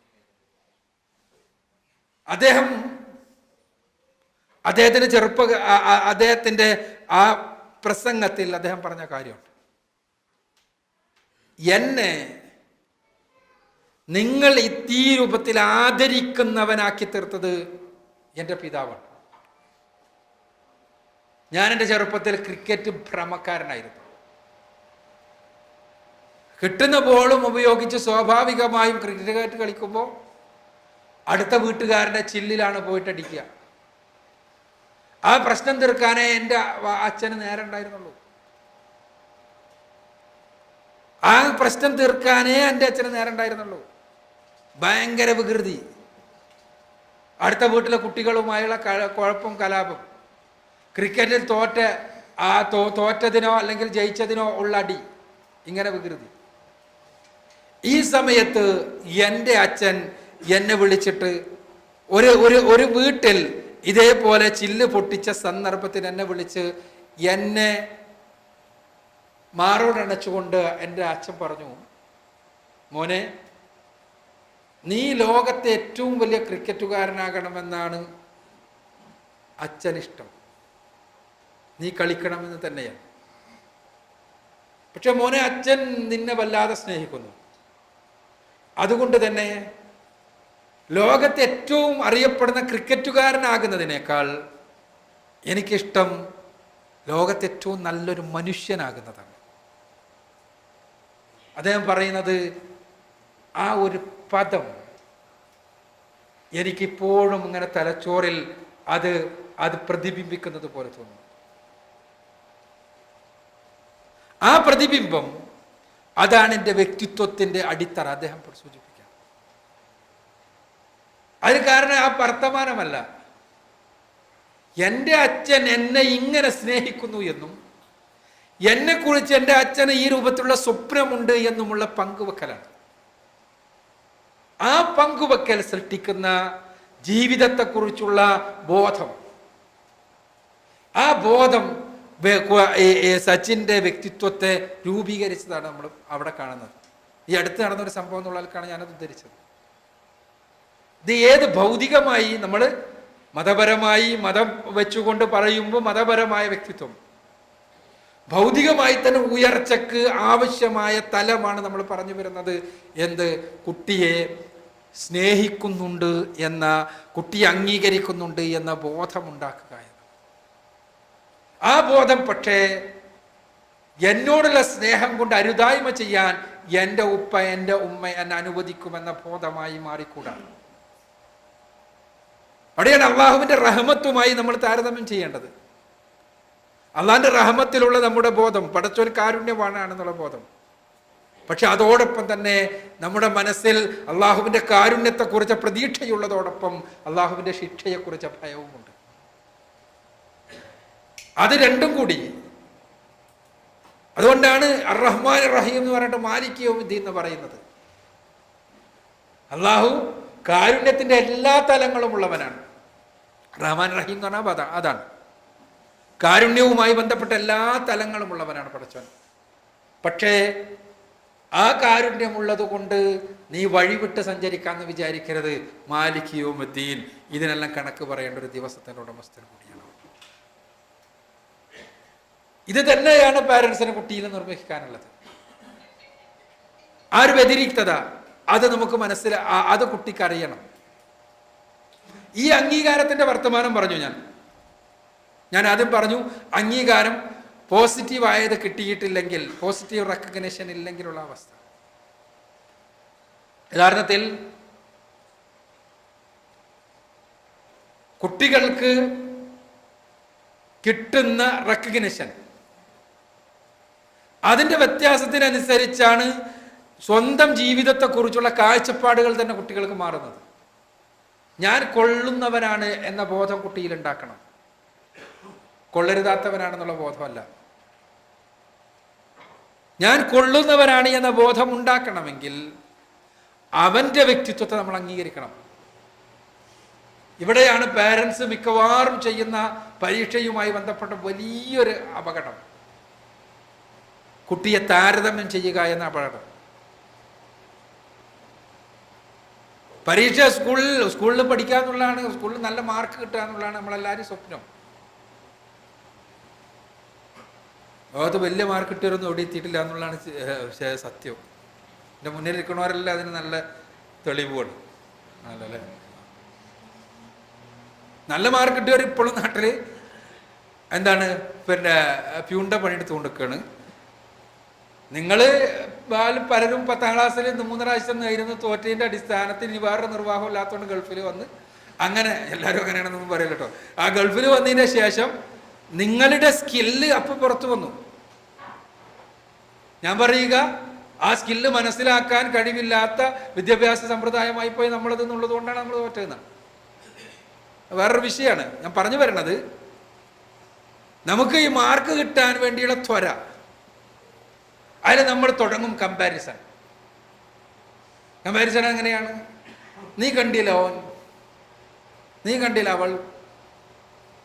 ആദ്യം ചിലപ്പോൾ വീട്ടിലത്തെ ആൾക്കാരെ തന്നെ ഞാൻ കമ്പയർ ചെയ്യുക. കകാൻ്റെ മാതിരിയാവുക, അനുജൻ്റെ മാതിരിയാവുക, അയൽവാസിയുടെ മാതിരിയാവുക, മറ്റൊടുത്ത മാതിരിയാവുക. നിങ്ങൾ എപ്പോൾ കുട്ടിയെ മറ്റൊരാളുമായി താരതമ്യം ചെയ്യാൻ തുടങ്ങുന്നുവോ, മനഃശാസ്ത്രത്തിൻ്റെ ഭാഷയിൽ പറഞ്ഞാൽ അതിനേക്കാൾ നല്ലത് കുട്ടിയെ കഴുത്ത് നെരിച്ച് കൊല്ലലാണ്. കാരണം കുട്ടിയുടെ വ്യക്തിത്വം നിങ്ങൾ കൊന്നു കളഞ്ഞു. അവനൊന്നിനും കൊള്ളൂല എന്നുള്ള ബോധം നിങ്ങൾ ഉണ്ടാക്കി കഴിഞ്ഞു. അത്തരം ആളുകൾക്ക് പിന്നെ ഒരിക്കലും ജീവിതത്തിൽ നട്ടൽ നിവർത്തി നിൽക്കാൻ കഴിയില്ല. ആ ബോധം യഥാരൂപത്തിൽ ഹൃദയത്തിൽ സ്ഥാനം പിടിച്ചു കഴിഞ്ഞാൽ, അങ്ങനെ നട്ടൽ നിവർത്തി നിൽക്കാൻ കഴിയാത്ത കുട്ടികളുടെ ബോധത്തെയാണ് പറയുക ഐ ആം നോട്ട് ഓക്കെ ബോധങ്ങൾ. വേറെ വലിയ വ്യക്തിത്വത്തെ 4ആയി തിരിച്ചുകൊണ്ടുള്ള വലിയൊരു വിഷയമാണത്. അപ്പോൾ ഏറ്റവും ചുരുങ്ങിയത് നമ്മൾ അറിയുക, നമ്മുടെ കുട്ടിയെ ഒന്ന് നിങ്ങൾ ഒരാളുമായി താരതമ്യം ചെയ്യാതിരിക്കുക. 2, കുട്ടികൾ തമ്മിൽ അടിസ്ഥാനപരമായ വ്യത്യാസങ്ങളുണ്ട്. നിങ്ങൾക്ക് 4 മക്കളുണ്ടെങ്കിൽ 4 മക്കളും 4ആയിരിക്കും. ഈ ഭൂമിയിൽ ഒരാളും ഒരേപോലെ ഇല്ല. അതെല്ലാറ്റിലും സയാമീസ് ഇരട്ടകൾ പോലും വ്യത്യസ്തരാണ്. രൂപത്തിലും ഭാവത്തിലും മാത്രമല്ല, വ്യക്തിത്വത്തിലും വ്യത്യസ്തരാണ്. അതുകൊണ്ട് തന്നെ ആ വ്യത്യസ്തത എല്ലാവർക്കും ഉണ്ടാകും. ആദ്യം നമ്മൾ തുടങ്ങുന്ന താരതമ്യം ആൺകുട്ടിനെയും പെൺകുട്ടിനെയാണ്. താരതമ്യത്തിൻ്റെ ബേസ് അവിടെ നിന്നാണ് തുടങ്ങുക. കാരണം ഇപ്പോൾ നമ്മൾ കൂട്ടുകുടുംബത്തിലാണ്. ഞാനുണ്ട്, എൻ്റെ ജ്യേഷ്ഠനുണ്ട്, എൻ്റെ കുട്ടി ആൺകുട്ടി, എൻ്റെ ജ്യേഷ്ഠൻ്റെ കുട്ടി പെൺകുട്ടി. 2 പേരും കൂടി നഴ്സറി സ്കൂളിൽ പോകുന്നു. എൻ്റെ കുട്ടി വളരെ ഡല്ല്, ജ്യേഷ്ഠൻ്റെ കുട്ടി ഭയങ്കര സ്മാർട്ട്. ഞാൻ പറയാൻ തുടങ്ങും, ഓളെ കണ്ട് പഠിക്കും. അവിടെ സത്യത്തിൽ നമ്മുടെ പ്രൈമറി എഡ്യൂക്കേഷൻ ഒരു പ്രധാന പ്രശ്നമുണ്ട്. അല്ല, ഞാൻ പറഞ്ഞല്ലോ പാരന്റിങ്ങിൻ്റെ വ്യത്യസ്ത തലങ്ങളാണ്. പക്ഷെ ഇപ്പോൾ നമ്മൾ മനസ്സിലാക്കുക, നമ്മുടെ തലച്ചോറ് വളരുന്നത്, ആണിൻ്റെയും പെണ്ണിൻ്റെയും തലച്ചോറ് വളരുന്നത് 2 രൂപത്തിലാണ്. ആണിൻ്റെ തലച്ചോറ് വലതുവശം വളരുമ്പോൾ പെണ്ണിൻ്റെ തലച്ചോറ് ഇടതുവശം വളരും. അതുകൊണ്ട് പെണ്ണിൽ ആദ്യം വളരുന്നത് ഭാഷാപരമായ പാഠവങ്ങളാണ്, ലിംഗ്വിസ്റ്റിക് എബിലിറ്റീസ്. അതുകൊണ്ട് തന്നെ നമ്മുടെ ക്ലാസ് റൂമിൽ, ചെറിയ സ്കൂളിലെ ക്ലാസ് റൂമിൽ സ്വാഭാവികമായും പെൺകുട്ടി സ്മാർട്ടാവും. പെൺകുട്ടി സ്മാർട്ടാണ് എന്തുകൊണ്ടാണ്? പെൺകുട്ടിന്റെ തലച്ചോറിനനുസരിച്ചുള്ള വിദ്യാഭ്യാസം കിട്ടുന്നതുകൊണ്ടാണ്. ABCDEFG അല്ല അവളുടേതാണ്. നിങ്ങൾ കൊടുക്കുന്ന എല്ലാ റൈംസും അവളുടേതാണ്. ഇവൻ അതേ സമയത്തുള്ളത് എന്താണ്? ഇവൻ്റെത് ആ സമയത്ത് വളരുന്ന സ്പേഷ്യൽ എബിലിറ്റി എന്ന് പറയും. സ്പേഷ്യൽ എബിലിറ്റി എന്ന് പറഞ്ഞാൽ ഒരു സാധനത്തിന്റെ 4 ഡയമെൻഷനിൽ കാണാനുള്ള കഴിവ്, അതിൻ്റെ ഉള്ളിലുള്ള എന്താണെന്ന് നോക്കാനുള്ള കഴിവാണ്. അവിടെ എന്താ ഫലം? ഇവന് സ്വാഭാവികമായി ഇതിൽ വലിയ താല്പര്യമൊന്നും ഉണ്ടാവില്ല ഇത് പഠിപ്പിക്കുമ്പോൾ. അവിടെ നിങ്ങൾ മനസ്സിലാക്കി നോക്കുക, നമ്മളെ വീട്ടിൽ തന്നെ നിങ്ങൾ ഈ രൂപത്തിലുള്ള കുട്ടികളെ നിങ്ങൾ എടുത്ത് നോക്കുക. കുട്ടിക്ക് ഒരു പാവ കൊണ്ടേ കൊടുക്കുക. ഈ പറഞ്ഞ എൻ്റെ ജ്യേഷ്ഠൻ്റെ കുട്ടിക്കും എൻ്റെ കുട്ടിക്കും രണ്ടാൾക്കും ഒരേ പാവ, ഏത് രൂപത്തിലുള്ളതാണെങ്കിലും. എൻ്റെ ജ്യേഷ്ഠൻ്റെ കുട്ടി അതുമായി കളിക്കും, അതിൻ്റെ ശേഷം നന്നായി പാത്ത് വെക്കും, എന്നിട്ടോ ഒരു മനുഷ്യനെ തൊടാൻ സമ്മതിക്കില്ല. പെൺകുട്ടിയാണത്. പൊസസീവ്നെസ്സിൻ്റെ അങ്ങേ തലയായിരിക്കും. എൻ്റെ കുട്ടിയോ, എൻ്റെ കുട്ടി അതായിട്ട് കളിക്കും, 2 ദിവസം കളിക്കും, 3-ാമത്തെ ദിവസം പൊട്ടിച്ചിട്ടുണ്ടാവും. പൊട്ടിച്ചിട്ട് അതിൻ്റെ ഉള്ളിൽ എന്താ നോക്കുന്നുണ്ടാവും. ഇപ്പോൾ ഒരു സ്ക്രൂ ഡ്രൈവറിൽ എങ്ങനെയെങ്കിലും ഒപ്പിച്ച് കൊണ്ടുവന്നിട്ട് ഇങ്ങനെ തിരിക്കുന്നുണ്ടാവും. അവനെ പറഞ്ഞിട്ട് കാര്യമില്ല, അവൻ്റെ ക്രിയേറ്റിവിറ്റിയാണത്, അവൻ്റെ സ്പേഷ്യൽ എബിലിറ്റി എന്നുള്ളത് അവൻ്റെ തലച്ചോറ് അവനോട് ആവശ്യപ്പെടുന്നതാണ്. അവിടെ ക്ലാസ് റൂമിൽ നിന്ന് തുടങ്ങും പ്രശ്നം. എന്താ പ്രശ്നം? ഞാൻ പറഞ്ഞല്ലോ, ആൺകുട്ടികളും പെൺകുട്ടികളും ഒന്നിച്ചായിരിക്കും ചെറിയ ക്ലാസ്, സ്വാഭാവികം.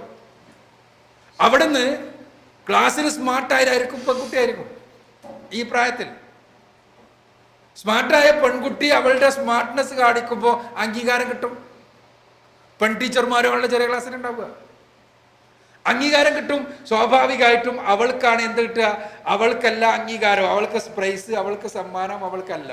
അപ്പോഴോ ഇവൻക്കൊന്നുമില്ല. അപ്പോഴാണ് ഇവൻ എന്ത് ചെയ്യുക? അവൻ്റെ പെൻസിൽ കൊണ്ട് ഒരു കുത്ത് കണ്ടു കൊടുക്കുക. ആ പെൻസിൽ കൊണ്ട് കുത്ത് കിട്ടുമ്പോൾ അവൾ കരയും. കരയുമ്പോഴാണ് ഇവന്റെ സാറ്റിസ്ഫാക്ഷൻ അവിടെ തുടങ്ങുകയാണ്. ഇവൻ, ഞാൻ നേരത്തെ പറഞ്ഞ നെഗറ്റീവ് റെക്കഗ്നേഷൻ തുടങ്ങുകയാണ്. അപ്പൊ ടീച്ചർ അവനെ പിടിക്കും, അവന് ചീത്ത പറയും, അവന് പണിഷ്മെന്റ് കൊടുക്കും. അപ്പോഴല്ലേ ഇവൻ എന്താണ്? സത്യത്തിൽ അവന് വേദനിക്കുന്നുണ്ട്, പ്രയാസമുണ്ട്, പക്ഷേ അവന്റെ റെക്കഗ്നേഷൻ ഹങ്കർ സാറ്റിസ്ഫൈ ആവാണ്. ഞാൻ നേരത്തെ പറഞ്ഞ ഉദാഹരണം നിങ്ങൾ ശ്രദ്ധിക്കുക. പോസിറ്റീവ് റെക്കഗ്നേഷൻ കിട്ടിയിട്ടില്ലെങ്കിൽ നെഗറ്റീവ് റെക്കഗ്നേഷൻ കൊണ്ട് സംതൃപ്തമാകുന്ന അവസ്ഥ വരും. അത് ചെറുപ്പം മുതൽ ഇങ്ങനെ വളർന്നു വന്നാൽ ആ കുട്ടിയാണ് സാമൂഹ്യ ദ്രോഹിയായി പിന്നീട് മെല്ലെ മെല്ലെ മെല്ലെ പോവുക. അത് വീട്ടിലും കൂടി ഏകദേശം ആ സാഹചര്യമാണെങ്കിൽ സംഭവിക്കൽ എന്താ വെച്ചാൽ പിന്നെ കൂട്ടുകെട്ടിലേക്ക് പോകും. അവനക്ക് റെക്കഗ്നേഷൻ കിട്ടുന്നത് അതുകൊണ്ടാണ്. അപ്പോഴാണ് കണ്ടിട്ടില്ലേ, ആ കൂട്ടുകെട്ടിനനുസരിച്ച് മുടിപടെ മാത്രം വെട്ടിയും അവിടെ മാത്രം ആക്കിയിട്ടും ഇവിടെ മാത്രം ഇതാക്കിയിട്ടെല്ലാം ഇങ്ങനെ വരണ എന്താണ്? അതിൽ നിന്ന് കിട്ടുന്ന ഒരു റെക്കഗ്നേഷൻ ഉണ്ട്. വേറെ ഒന്നുമില്ല. അതിങ്ങനെ പോയിട്ട് പിന്നെ ഒന്ന് സിഗരറ്റ് വലിക്കുമ്പോൾ ആ പുക ഇങ്ങനെ ചുരുള് കാണുമ്പോൾ ഇതിൽ നിന്നെല്ലാം അവന്റെ കമ്പനിയിൽ നിന്ന് കിട്ടുന്ന ഒരു വ്യക്തിത്വം ഉണ്ട്, ഒരു റെക്കഗ്നേഷൻ. അതങ്ങനെ പോയിട്ടാണ് ലഹരിയിലേക്ക് പോവുക. അത് പിന്നെ പെൺകുട്ടികളുടെ ഇടയിൽ ആളാകുമ്പോൾ കിട്ടുന്ന ഒരു റെക്കഗ്നേഷൻ ഉണ്ട്. അന്ന് സെക്സ് ഒന്നും ആ ഒരു അർത്ഥത്തിൽ വളർന്നിട്ടല്ല. ഇപ്പൊ സെക്സ് ഒന്നും വളർന്നിട്ടൊന്നുമല്ല ആൺപെൺ ബന്ധങ്ങൾ തുടങ്ങുന്നത്. ശരിക്കും ശാരീരികമായി പോലും ലൈംഗികമായി സംതൃപ്തിയിലെത്താൻ ആവശ്യമായ, പച്ചയായി പറഞ്ഞാൽ രതിമൂർച്ചയിലെത്താൻ ആവശ്യമായ പ്രായമെത്തിയിട്ടില്ലാത്ത ആളുകൾ അവർ ഈ രൂപത്തിലുള്ള വഴിവട്ട ബന്ധങ്ങളിലേക്ക് പോകുന്നതിന്റെ അടിസ്ഥാന കാരണം തേടി ചെന്നാൽ നമുക്ക് കാണാൻ കഴിയുക, പെൺകുട്ടിന്റെ മുന്നിൽ ആളായാൽ അവന്റെ ഗ്രൂപ്പിൽ കിട്ടുന്ന റെക്കഗ്നേഷനാണ്. ഇത് നിങ്ങൾക്ക് വീട്ടിൽ നിന്ന് കൊടുക്കാൻ കഴിഞ്ഞിട്ടില്ലെങ്കിൽ അവിടെയാണ് അംഗീകാരം കിട്ടുന്ന സ്ഥലങ്ങളിലേക്ക് പോവുക. അവിടെയാണ് മാതാപിതാക്കൾ ശ്രദ്ധിക്കേണ്ടത്, പ്രത്യേകിച്ച് പെൺകുട്ടികളുടെ കാര്യത്തിലാണെങ്കിലും ആൺകുട്ടികളുടെ കാര്യത്തിലാണെങ്കിലും. പെൺകുട്ടികളുടെ കാര്യത്തിൽ പ്രത്യേകിച്ചും, കാരണം അപകടം കൂടുതൽ പതിയിരിക്കുന്നത് അവിടെയാണെന്നുള്ളത് കൊണ്ട് മാതാക്കൾ ശ്രദ്ധിക്കുക. പെൺകുട്ടിയെ നിങ്ങൾക്ക് സ്നേഹം കൊടുക്കുകയും സ്നേഹം കൊടുക്കുന്നു എന്നുള്ള ബോധം കൊടുക്കുകയും ചെയ്ത് നിങ്ങളെ കടന്നുകൊണ്ടല്ലാതെ അവൾക്കൊരു തിന്മയിലേക്ക് പോകാൻ കഴിയില്ല എന്ന മാനസിക നില സൃഷ്ടിക്കുക. എങ്കിൽ നിങ്ങൾക്ക് ആ കുട്ടിയൊന്നും സംഭവിക്കില്ല. ആട്ടിടയന്മാരുടെ ഉദാഹരണം പറയാറ്. ആട്ടിടയൻ ഈ രാത്രി കിടന്നുറങ്ങാൻ പോകുന്നു. എന്താ ചെയ്യുക? ആടുകളെ മുഴുവനും ഗുഹയ്ക്കാക്കും, ഗുഹൻ്റെ ഉള്ളിലേക്ക്. എന്നിട്ട് ഇടയൻ ഗുഹക്ക് വട്ടം ഇട്ടിട്ട് ഇങ്ങനെ ബലം കെട്ടിട്ട് കിടക്കും. അപ്പോഴോ ഇടയൻ കിടന്നു കഴിഞ്ഞാൽ ആടുകൾക്ക് പുറത്തു പോകണമെന്നുണ്ടെങ്കിൽ ഇടയനെ ചവിട്ടിയിട്ടേ പോകാൻ പറ്റുള്ളൂ. അതുകൊണ്ട് ആടുകൾ പുറത്തു പോകില്ല, ഇടയൻ അറിയും. ഇനി പുറത്തുനിന്ന് ചെന്നായിക്കുള്ളിൽ വരണമെങ്കിലോ ഇടയനെ പൊട്ടിയിട്ടേ പോകാൻ പറ്റുള്ളൂ. അപ്പോഴും ഇടയൻ അറിയും. ഈ രൂപത്തിൽ സ്നേഹത്തിൻ്റെ ഒരു വട്ടമായി, സ്നേഹത്തിൻ്റെ ഒരു ബാരിക്കേഡായി നിങ്ങൾക്ക് കിടക്കാൻ കഴിയണം. നിങ്ങളുടെ കുട്ടി നിങ്ങളെ ചവിട്ടിക്കൊണ്ട് മാത്രമേ മറ്റേതിലേക്ക് പോകൂ എന്ന തലമുണ്ടാകണം. ചവിട്ടി മെതിച്ചുകൊണ്ടല്ല, അങ്ങനെ ധരിക്കല്ലേ. മറിച്ച് നിങ്ങളറിയാതെ അത് സംഭവിക്കില്ല. ഇന്ന് നമ്മുടെ നാട്ടിലെ വാർത്തകൾ മുഴുവനും നമുക്കറിയാം. നമ്മുടെ നാട്ടിലെല്ലാം പാരന്റിങ് ഭയങ്കര ചർച്ചയാവണ അടുത്താണ്. അതിലെല്ലാം ബേസ് നമ്മൾ നോക്കിയാൽ ഇതാണ്. ഇപ്പോൾ പീഡനം എല്ലാം പദം മറ്റേത് പറയാൻ പറ്റിയിട്ടാണ് പീഡനം എന്നാക്കിയത്. പീഡനം എന്നുള്ള മലയാള പദത്തിന് അങ്ങനെയൊന്നും അർത്ഥമില്ല. ഇങ്ങനെ ഈ ബലാത്സംഗം എന്ന് പറയുമ്പോൾ അതിന് ഒരു ഭയങ്കര ബേജാറുള്ള ഒരു ശബ്ദമായതുകൊണ്ട് എന്നും ഇങ്ങനെ പറയാൻ പറ്റൂലല്ലോ. അതുകൊണ്ടാണ് പീഡനമാക്കിയത്. കാരണം പത്രങ്ങൾക്ക് എന്നും 10 എഴുതാണ്ട്. പൈതം മക്കളാണ്, 12, 13 വയസ്സുള്ള കുട്ടികൾ. നമ്മൾ വിചാരിക്കുന്നത് പോലെ ഏതോ വേട്ടക്കാരിങ്ങനെ പോയിട്ട് ആ വേട്ടക്കാരെ പിടിച്ചു കൊണ്ടുവന്നിട്ട് ചെയ്യണതൊന്നുമല്ല 90%. മറിച്ചെന്താണ്, ഈ കുട്ടികൾ സ്വയമേവ വലകളിലേക്ക് പോയി വീഴുകയാണ്. എൻ്റെയും നിങ്ങളുടെയും മക്കളാണിത്. നമ്മൾ വിചാരിക്കും എൻ്റെ കുട്ടിക്കൊന്നും പറ്റൂല, എൻ്റെ കുട്ടിക്കൊന്നും പറ്റൂല. പക്ഷേ വാർത്ത വരുമ്പോഴാണ്, നേരെ കാണുമ്പോഴാണ് നമ്മൾ മനസ്സിലാവുക ഇത് അപകടമായി. അപ്പൊ അതുകൊണ്ട് ആ സ്നേഹത്തിന്റെ ബാരിക്കേഡാകാൻ നമുക്ക് സാധിക്കുക. അത് കഴിഞ്ഞിട്ടില്ലെങ്കിൽ നമ്മൾ നേരത്തെ പറഞ്ഞ റബ്ബിർഹംഹുമാ കമാ റബ്ബയാനി സഗീറ എന്ന പ്രാർത്ഥനക്ക് അർഹരാകുന്ന അവസ്ഥയുണ്ടാവില്ല. അതുമാത്രമല്ല, ഇവിടെ തന്നെ നമ്മൾ കാണേണ്ടി വരിക ദുഃഖകരമായ കാഴ്ചകളായി. ഞാൻ എറണാകുളത്ത് 10-12 കാലം ജീവിച്ചിട്ടുണ്ട്. പലപ്പോഴും ഹൈക്കോർട്ടിന്റെ മുന്നിൽ പോയി നിൽക്കാൻ അവസരം ഉണ്ടായിട്ടുണ്ട് ചില കാര്യങ്ങൾക്ക്. അപ്പോഴെല്ലാം നമ്മൾ അവിടെ കാണുക ഹിന്ദുക്കളും മുസ്ലിങ്ങളുമെല്ലാമായ ഒരുപാട് പാരൻസ് കണ്ണീരൊഴുക്കിക്കൊണ്ട്, പ്രായമുള്ളവർ, മക്കൾക്ക് വേണ്ടി ജീവിച്ചവർ. നിങ്ങൾ പറയുന്നത് പോലെ മരുഭൂമിയിൽ വന്ന് കഷ്ടപ്പെട്ടത് മുഴുവൻ മക്കൾക്ക്. അങ്ങനെ മക്കൾക്ക് വേണ്ടി ജീവിച്ച് 10-18 വയസ്സായ മോൾ ഭൗതിക വിദ്യാഭ്യാസം പരമാവധി നൽകി, അവർ കാണുന്ന രൂപത്തിലുള്ള മതവിദ്യാഭ്യാസവും നൽകി. പക്ഷേ ആ സമയത്തതാ ഏതോ ഒരു പുരുഷൻ, ആരെന്നറിയില്ല, എന്താണെന്നറിയില്ല, കോടതിയുടെ പ്രതിക്കൂട്ടിൽ വെച്ച് അവൾ സ്വയം പ്രഖ്യാപിക്കുന്നു, ഇന്നലെ കണ്ട പുരുഷന്റെ പിന്നിൽ പോയാൽ മതി. 18 കൊല്ലം എന്നെ നോക്കി വളർത്തി എൻ്റെ മാതാപിതാക്കൾ എനിക്ക് വേണ്ട എന്ന് പറഞ്ഞ് ഇറങ്ങിപ്പോകുന്ന കാഴ്ച കണ്ട് പൊട്ടിക്കരയുന്ന മാതാപിതാക്കളെ എറണാകുളം ഹൈക്കോർട്ടിൽ നിങ്ങൾക്ക് ദിവസവും കാണാം. ഇതിൻ്റെ എല്ലാം അടിസ്ഥാന കാരണം തേടി ചെന്നാൽ പാരന്റിങ്ങിൽ വന്ന അപകടങ്ങളാണെന്ന് കാണാൻ കഴിയും. അവിടെ നമുക്ക് പാരന്റിങ് കൂടുതൽ പഠനവിധേയമാക്കാം, നമുക്ക് സ്നേഹം കൊടുക്കാം, ചെറുപ്പം മുതലേ കുട്ടിയെ വളർത്തേണ്ട രൂപത്തിൽ വളർത്തിക്കൊണ്ടുവരാം. അങ്ങനെ ഇൻഷാ അല്ലാഹ് നമുക്ക് ഇഹലോകത്ത് ഒരു സമ്പത്തായി, മരണാനന്തര ജീവിതത്തിൽ അള്ളാഹുവിൻ്റെ സ്വർഗപ്രവേശത്തിനുള്ളൊരു കാരണമായി നമ്മുടെ മക്കൾ മാറുന്നതിന് വേണ്ടി പണിയെടുക്കാം. അള്ളാഹു അനുഗ്രഹിക്കട്ടെ. വാഹൃദവാൻ അൽഹംദുലില്ലാഹി റബ്ബിൽ ആലമീൻ.